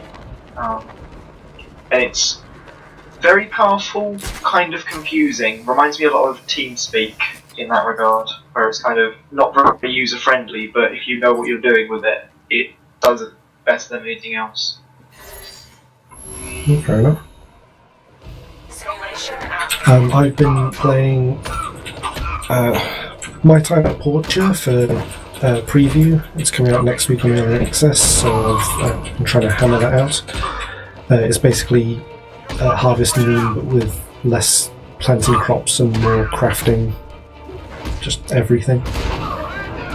Also, Digimon Story Cyber Sleuth Hacker's Memory, which has got to be the longest Digimon title ever. It's coming out tomorrow, but I only got the code 2 days ago. Apparently I've played 79 hours of it though. But that's because you can pull your save from the previous title, and it carries on the playtime from that for some reason. No, it's not. It's because you're a time traveller. Honestly, I don't quite know what to think of it. I'm enjoying it, but the Digimon get far too much XP because I haven't had to swap the 3 Digimon I've been using for 12 hours out of 15 or so I've played so far. Usually, you have to swap out so that you can have one that's a better element or a different type, so it's more powerful against the others. And other than that, Press X to Not Die reviewed. It's an awesome FMV game that was released late last year, and it's well worth the £2 it costs. I even bought the deluxe edition upgrade because I just wanted to give them more money. It's lots of, well, it's 90% QTE, but yes, it's very fun, very funny. Oh, I also, away from the site, I've been playing a bit of Metal Gear Solid: The Phantom Pain because Cello wouldn't shut up about it. That game really looks good. Right, speaking of things that look good, Nintendo Labo. I say Labo. I presume it was like Labrador, so Labo.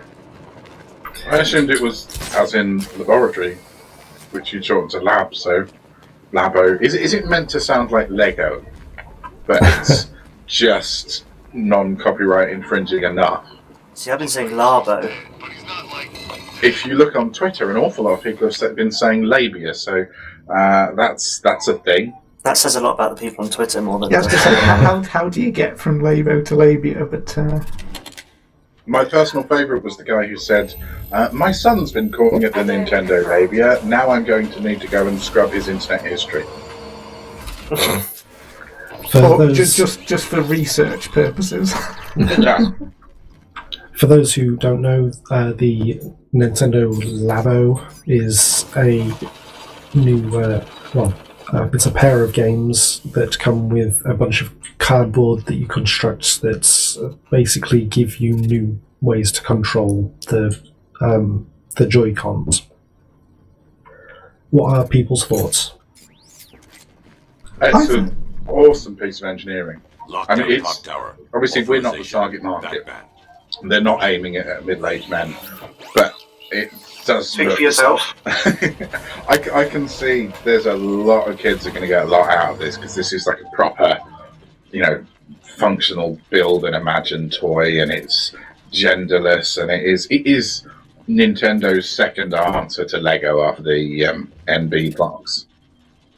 I was not that interested in it until I saw one was a house, and I realised that's the only house I'm ever going to be able to afford. Thanks on Twitter for that joke. Oh dear. I think I retweeted that today, actually. You did. Yeah, these toy cons can turn into things such as an RC car, a fishing rod, a house, a motorbike, a piano, or a robot. The RC car looks awesome. There's no wheels, it just kind of vibrates the Joy-Cons to move it around. I think it's the best use of the HD rumble that I've seen since they picked that thing up. It's another case of Nintendo's ability to think outside the box. The cardboard box, that is. Sorry. Yeah, I think it's incredible. It's an incredible piece. Like, people did not expect it to come out, and here it is. And it's split people completely down the middle online. When I saw the reaction, lots of people saying, well, I say lots of people. The people who wanted Super Smash Brothers saying, "Oh, what is this? This is rubbish. What's the point in this?" And then other people going, "This is pretty crazy good." I probably won't buy it. I mean, it's 60 quid for the variety pack and 70 quid for the robot pack and 9 quid for stickers. But I think, for people who have kids or who have kids and want the excuse to buy it so they can play it themselves, it's a great little product. The fact that it's Go on. the fact that it's cardboard probably makes a big difference as well, because when it inevitably breaks, because kids do tend to play with toys quite roughly, you can replace it with just regular cardboard, and I'm sure there's going to be loads of print and play type sets that they'll put out online. Yeah, it's getting fun back into gaming. I'm in the same boat as you. I probably won't buy it, but if they ever make a cardboard Rob, then I probably won't be able to stop myself. I'm really interested in buying it, even if I don't have a Switch, just because I want to find out how some of the mechanics in it work, like the fishing rod where it's with the string, and I want to know how that piano works. Yeah, the piano was the one for me where I watched it and I thought, how does that work inside? There's a camera. There's a camera in one of the toy cons that looks downwards and watches the best keys to tell which one you're pressing. That's very clever. Yeah, I think it's a great thing. I did tweet earlier saying it's nice that it goes back to Nintendo's toy heritage, and that it's a playful, fun thing. And it's just interesting. A lot of the games look fun, and it's nice to see the return of Project Giant Robot as a separate thing. Because they demoed that originally when they showed off what became Star Fox Hard for the Wii U. So it's not, and they said that it had been canned, but it's nice that they've repurposed that into something interesting. It looks cool. Well, as you say, Hamilton, it's 60 to 70 quid plus more if you want the stickers. Obviously, you have to provide your own colouring pens if you want to just colour it in. Also, there's no... If part of it breaks or you lose part of it, or... Well, this thing is for kids, so your kids are going to destroy it. You have to pay for a replacement. It's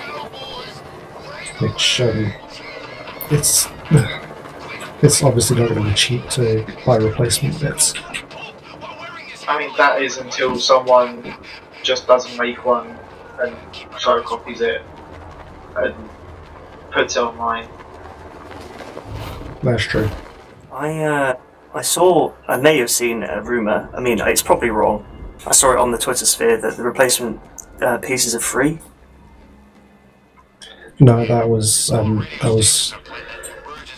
I saw something that someone tweeted about. IGN had revealed that was actually false, and Nintendo have retracted it. Oh well. Yeah, I think that was literally just a typo, because the website changed about half an hour later. Someone at the top went, "Oh shit!" You'd think if they planned this at all, that they might have proofread the site. Nintendo planned something. No, obviously this was all just last minute. They came up with it last week. I think it will live and die by the how actually like gripping the games are. I mean, yeah, you can make. I mean, there are what 10 or 12 different variations of it. But if at the end of the day, it's only like 5 minutes of fun for each. Yeah. I mean, Yeah, that's what it comes down to. I think it would probably die anyway because it's very clearly a Nintendo gimmick. I don't think even they want to go anywhere with this. This is not like their next big thing after the Amiibo. I think it's just something cool to come up with that they're going to do these 2 games and maybe, if it's really successful, maybe one other, but I can't see them doing more with this than that. They're probably going to have Kirby or at least one Mario tying thing. Mario Tennis. Cardboard Kirby. Yeah, you make a big cardboard Kirby that you stand inside, and I don't know how you would do the breathing animation. You stand inside the cardboard Kirby and you have to eat everything in your house to gain its power. That's it. From Toy Cons to Fortnite Battle Royale, it's got a new map, which is... I thought we'd get through 1 week without talking about it. No, that's Pug-a-bubba, which we would have gotten away with if you hadn't brought it up. Oh, fuck yeah. Sorry. We should try and go 1 week without talking about Battle Royale games. To be fair, I think we did, didn't we? Did we talk about them last week? We brought up Pug-a-bubba. Oh. I agree, Shadow. So, Battle Royale, Fortnite Battle Royale now has, the same amount of maps as Pug-a-bubba? No, it's the same map. It's just, they've just tweaked it and altered quite a big chunk of it. So it's not a separate map per se. It's more a rejig of the existing one. They've added new locations and an underground section. And they've altered quite a lot of how the western side of the map was, because it was quite empty before, apart from a few pockets of buildings. So it's better, and they've split the map up into biome sections, so there's different textures and things everywhere instead of the grass being the same everywhere. So basically a visual overhaul and a rejig of the existing map. Yeah, Sorry? Basically, instead of splitting up the player base, they've improved the game the existing player base can get. Yeah, looking at the map, the Moisty Mire does look different from the Dusty Depot and the Anarchy Acres. Is that actually what it's called? The Moisty Mire? Yes. Yes. It's my favourite place to land. That's why I said it. That's why I chose it to say. Oh, everyone's favourite word. I'm surprised you didn't say anything about shifty shafts. That's not as good as Moisty Mires. From Moist to Space, Elite Dangerous is having an open beta next week. Yes, next Thursday. About their Beyond Chapter 1. Yeah, what's essentially going to be the beginning of Season 3, even though they're not actually calling it Season 3, but the first part, which they're calling Chapter 1, is going to be a big update that's presumably not going to be too far away if the beta's starting next week. And it's going to change quite a bit of stuff. They did a live stream earlier tonight where they showcased the trade changes that are coming in. Currently in game, there's no real way of locating where good places to sell stuff are, but they're adjusting how the systems work. So any station or place you've been to now saves the information so that you can search for it directly on the map and have it show up as a comparison with the existing market. So it'll actually be a good way of finding trade deals instead of relying on outside websites. There's quite a lot of other stuff with the trade things, like they've made quite a lot of UI changes to how the map works, and also they're changing how planetary surfaces look, at least from space. They haven't really gone into detail as whether the rejigging of the surfaces in this first patch, although that is coming later on in the year. But all in all, it's quite a substantial patch. There's quite a lot of things that is being changed, and it's free to all existing players of the base game, all those with Horizons. Yeah, there's, as you say, changes to what's the UI and the inner workings. There's a new ship, new planet, not new planets, new looks to some of the planets. It's looking like a good amount of content for something that's free. Yeah, definitely. Because they're doing this season as a free update. I feel in some ways that this is almost an apology for how little they actually added during the Horizon season, because they didn't end up having as many updates as what they initially intended. So it's nice that these are free updates, but yeah, it's quite substantial.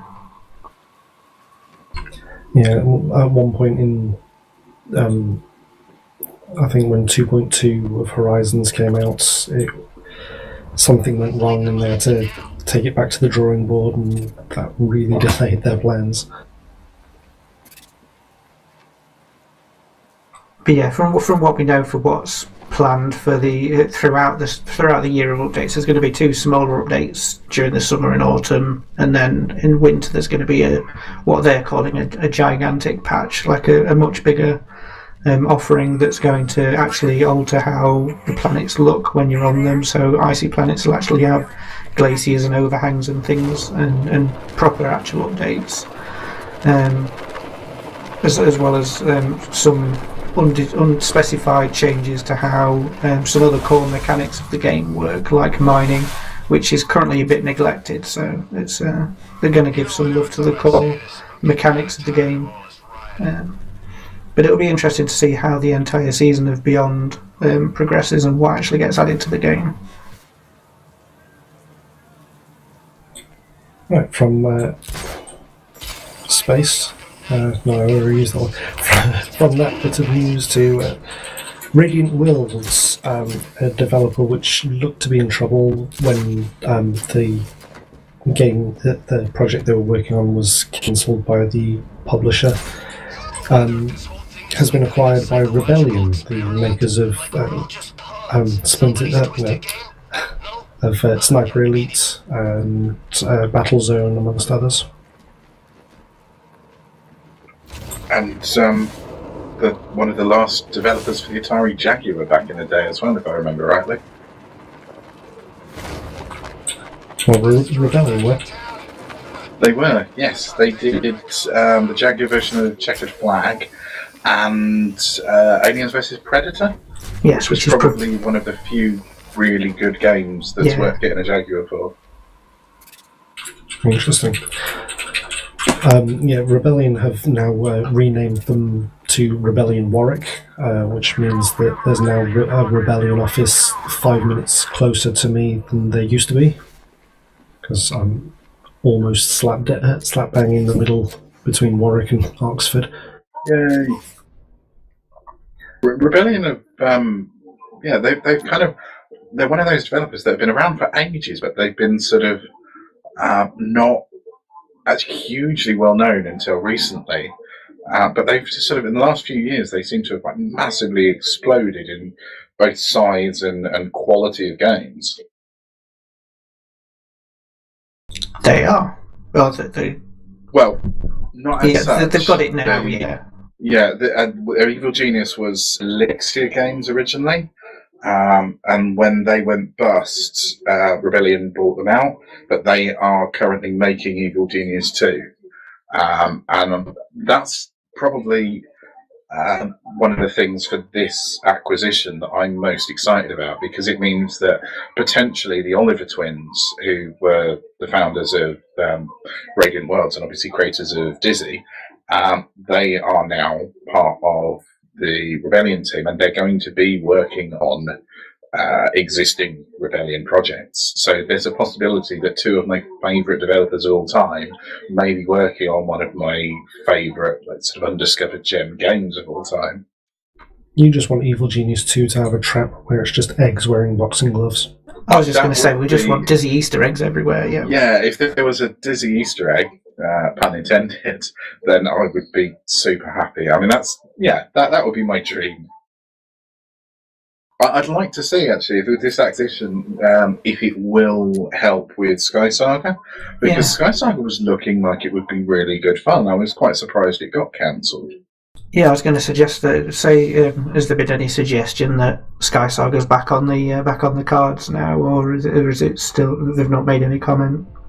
Well, the only statement that we've had so far has said that Rebellion Warwick are going to be working on existing Rebellion projects. So that sort of implies, but doesn't outright say, that Sky Saga will remain cancelled. I suppose it depends who owns the IP as well. Was the IP owned by the publisher, or was it owned by Radiant Worlds? I would think it's with the publisher, because if I recall correctly, when they were told to cancel it, they said that they were looking at ways to stay in business. So that suggests that what work they had done on Sky Saga was now null and void. I suppose there's nothing to stop them making Sky Naga or what, something. Water Saga. Yeah. Fire Saga. You can't use Saga because that's copyrighted by King. Oh, fuck off. Sky Crush Saga. Not you, King, obviously. We want to trademark this common English word that's been in use since the 16th century. Simulation activated. Yeah, it's interesting actually what sort of input the Oliver twins will have on the presumably the heads of this of Rebellion Warwick. So it'll be interesting to see how that actually plays out with other people's properties rather than their own things. It's kind of interesting as well to see that this is sort of one. This is two sets of industry veterans that are coming together, and it just shows how difficult a market computer games are, because the Oliver twins started in the 80s, and they started in the 90s. Yeah. So there's still both old school veterans, and Rebellion have managed to be incredibly popular. Whereas Radiant Worlds, I felt, should have been more popular, but they've just it's almost just bad luck, isn't it? And in the case of Rebellion, I guess since Sniper Elite, that's made them who they are. So it's almost I'm hesitant to say luck. It's just sort of right game at the right time. They made what people wanted when they wanted it. Yeah, they've had a kind of weird, spotty release list over the years. I mean, it's like a lot of the 2000 AD license stuff's been a bit ropey, but the Aliens vs Predator games were fantastic. And then, like you say, going forward with the Sniper Elite things, which is their own thing, seems to have done really well for them. Yeah. Shall we just pretend that Judge Dredd vs Zombies didn't exist? Judge Dredd vs Zombies, I know about Judge Dredd vs Dead. Yeah, Judge Death, yeah. That's the one. No, it was like a mobile game. It was very, very bad. Oh, they did an even worse mobile game. 2010, I want to say? It was quite a while ago now. It was pretty bad.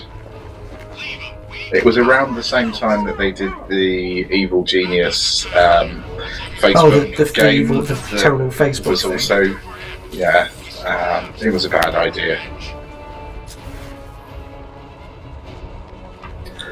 Right, last talking point that I've got written down is on the site on GameGrin.com. We posted up a video of last year's GrinDex, roundup of all the news from 2017, or all the interesting news at least. We made a pun! Yay! I need to get to a raised position so I can cover. Everything's a pun if you try hard enough. That's true. Everything's a butt plug if you try hard enough. No, it has to have a flared base. Have to. Depends if you want to play on hard mode or not. Depends if you want a trip to the A&E.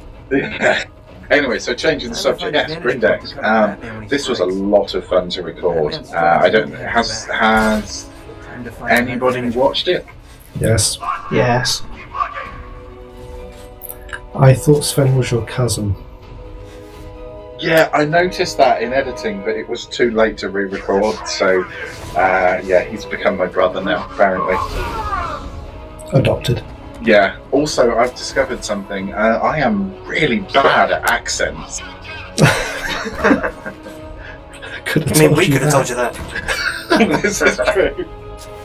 In my head, I'm a lot better than I am, but you know, I just sort of—it's one of those things you start with it, and you just roll with it. So, which was your? What did you find was most interesting out of all the news was covered? I think that just so much happened in 2017 was kind of quite. So it's sort of going through the amount of stuff that we had to cut out of that because there just wasn't the time.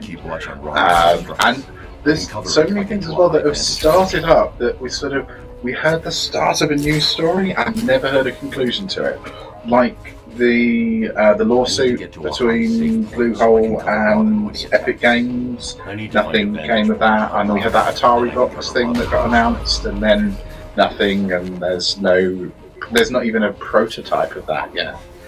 So yeah, 2017 was the year of starting projects and then getting bored halfway through, apparently. You mean like weekly news roundup videos? I was going to say, to be fair, that's something that I identify with as well.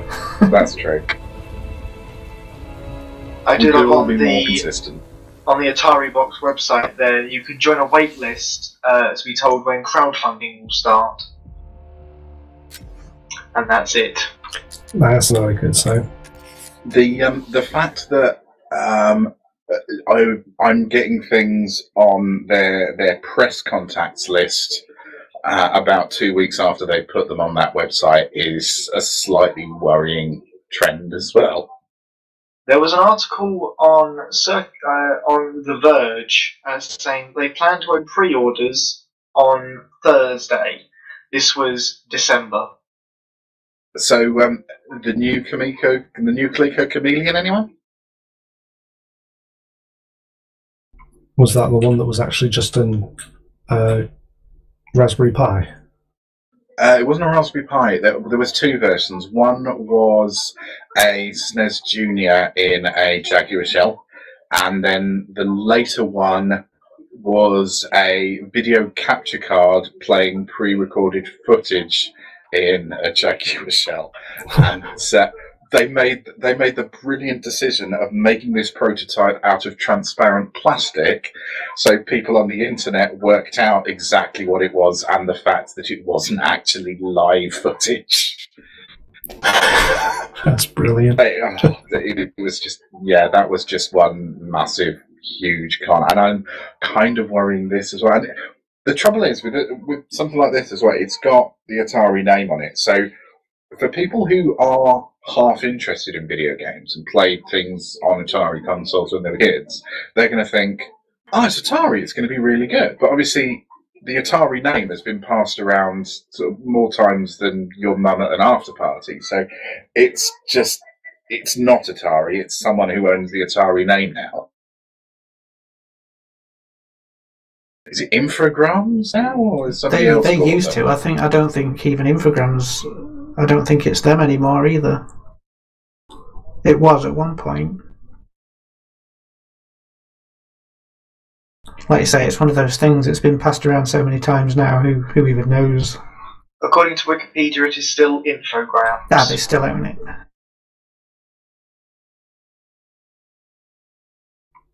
Yeah, it's yeah, it's going to be a massive cock up, isn't it? But it'll be nice to see some of the nice announcement things that will be coming out, because at the same time as the Atari box, Evil Genius 2 was announced, and we've already established that a few of us are quite excited for that. Yeah, looking at the wiki, Atari Inc. is now its own subsidiary. Because the original acquisition that the company the Atari Inc. filed for bankruptcy and split off from its parent company, and that's what Infogrames owns. Atari filed for bankruptcy. Which time? Yeah, this is it's like the millionth time. The other thing that sort of quietly disappeared was right at the beginning of the year, Game Cheat 13, the guy that got banned across everything on Microsoft for trying to kind of blackmail them. And in doing research for it, I noticed that he had videos up within a few weeks of that happening. So yeah, that went well. So apparently, even blackmail doesn't get you a permanent ban if you can rake in YouTube views. Yeah, while I was watching it, when you mentioned that, I was like, "Oh yeah, that was a pretty big deal at the time, wasn't it?" Yeah, and then it was just like, "Oh, go on, have your account back then. It's fine." It was just a bit of banter. I can just imagine Phil Spence saying that through gritted teeth. The Switch, I think, was the big story for me of 2017. Of just kind of that. I mean, that is probably one of the best comebacks since Take That reinvented them as an adult band. It's just like, you remember when it was sort of first announced and they gave a release date in January. Everyone went, "Oh, okay, well, they're rushing it out to try and cut their losses for the tax year. It's going to be awful. This is probably going to be Nintendo's last console." And the whole portable thing as a gimmick. And then it comes to the end of the year and it is the thing that everybody wants. And it's just, I don't think I've seen a turnaround quite so strong. Did Take That really reinvent themselves? I feel they just decided that 40-year-old women had more money than 20-year-olds. Well, all I know is that they're doing all right for themselves since, and I don't think Gary Barlow would have got an OBE if he was still singing like "Never Forget" and "Relight My Fire." Well, you mentioned that people thought the portability of the Switch was a gimmick. The Labo kind of proves that it's a home console, because you're certainly not going to be walking around with your giant robot backpack on. Speak for yourself. And like I said on Twitter, via the medium of seeing someone else's joke with a retweet, that proves the Switch is a home console. It is literally a house if you want it to be.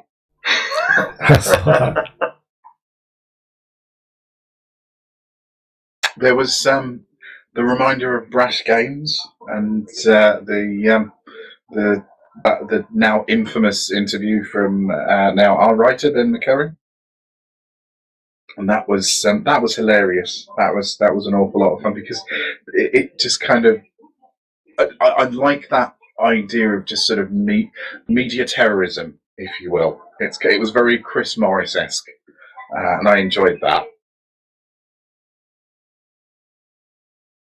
No one else knows who Chris Morris is, do you? Yes, I know who Chris Morris is. Did we decide once and for all whether video games are fun, though? Nintendo seems to think they are. Yeah, that's true. Yeah, I think. I mean, again, we've established that they should make you cry, so they shouldn't be fun. No, that's true. But What if they make you cry with laughter at all the fun you're having? that's a good point. Or if you're catty, they make you die.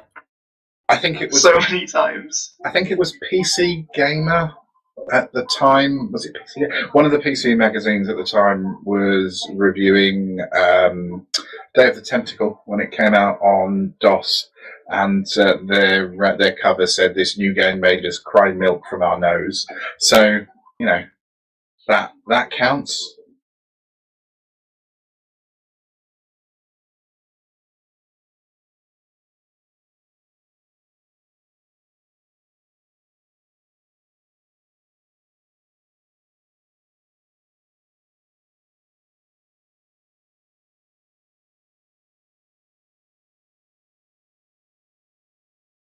That's true.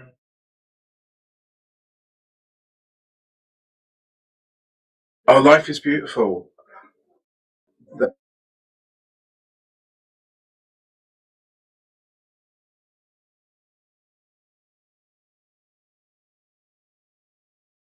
Yeah, I have. That was one of the first foreign films I ever bought on DVD, actually, and that is still to this day one of my favourite films ever. But I still bawl my fucking eyes out to it because it's so sad.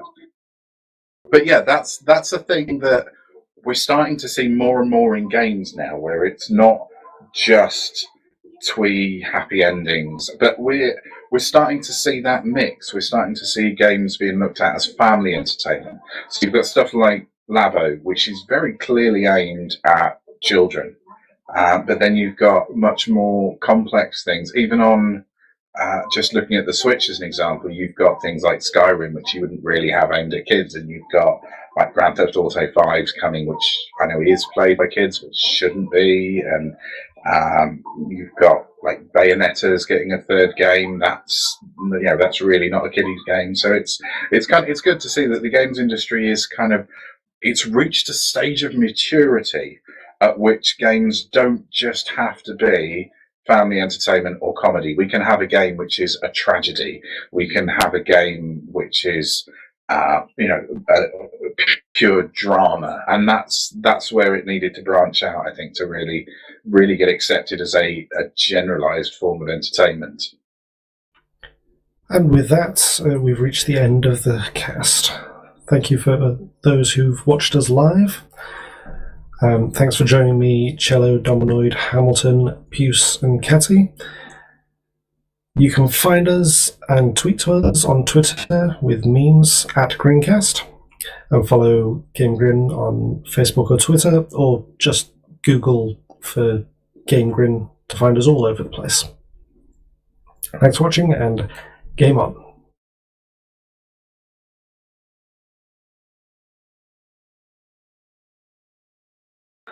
I have literally just realised we didn't talk about Terry Crews in Crackdown.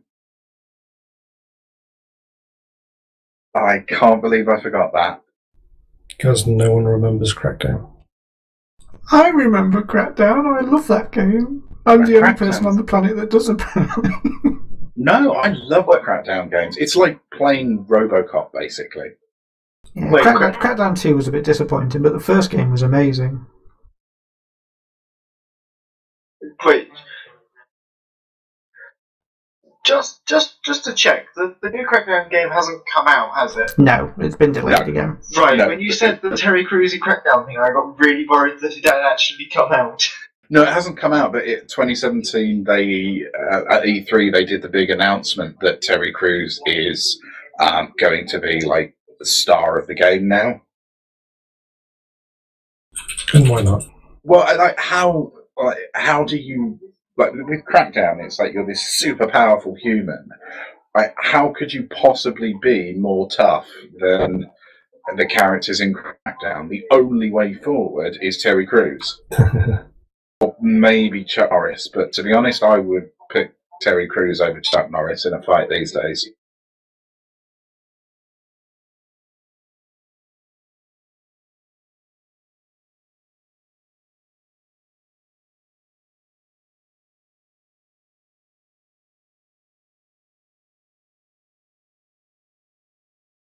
Lovely silence. It's not silence, it's just very low frequency speech. Are we still streaming? We are. Oh, we are. Stop now. Should I refrain from saying rude words for a while? You should always refrain from saying rude words. There's 4 people watching. Cunt, That's shit, ass, fuck, language. bollocks, wank, nipples. And Pizza we've been banned volume. from Twitch. Yeah. If only Donald had just worn a skimpy outfit and danced for tips instead. I did do. Did you ever see my review of Just Dance 2017? Did I ever? I actually did live stream that, and then shortly after, YouTube silenced it for containing copyrighted music. So it's just an hour of a fat bloke dancing in silence. It's my fetish. It's so sad. Even I thought it was sad, and I was the bloke. Can you not make it just a little bit less sad by putting in the YouTube free music? But there's like a massive library of music they just let you use because they own it, I think. You can go by mood for searching it. So I should have just searched everything for sad and just done a playlist of those. Just had a quiet piano just playing in the background of you dancing for an hour. Well, I actually did use that for the Grindex because I wanted something sort of nice and emotive to go over the obituary section. And they've actually got some really quite nice, tasteful pieces on there that you can use for free. And doing that reminded me of all the awesome people that died this year as well.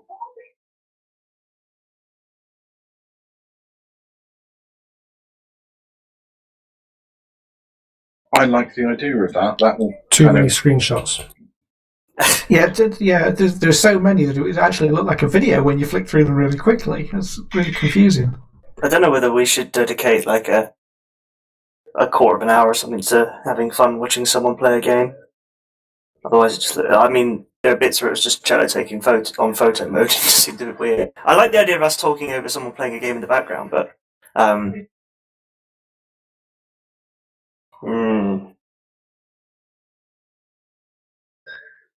But to be fair, there will be nice pictures.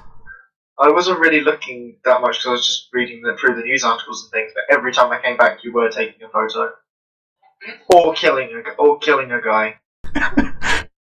Batman doesn't kill people. We've already established this. No, he just takes photos of them, apparently.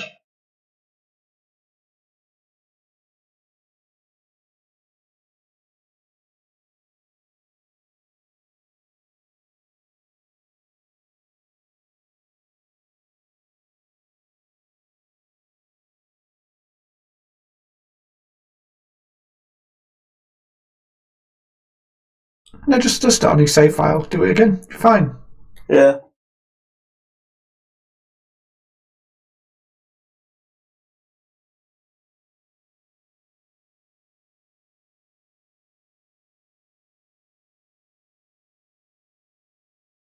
I'm off, guys, to go and do a little dance over the fact I no longer have to edit.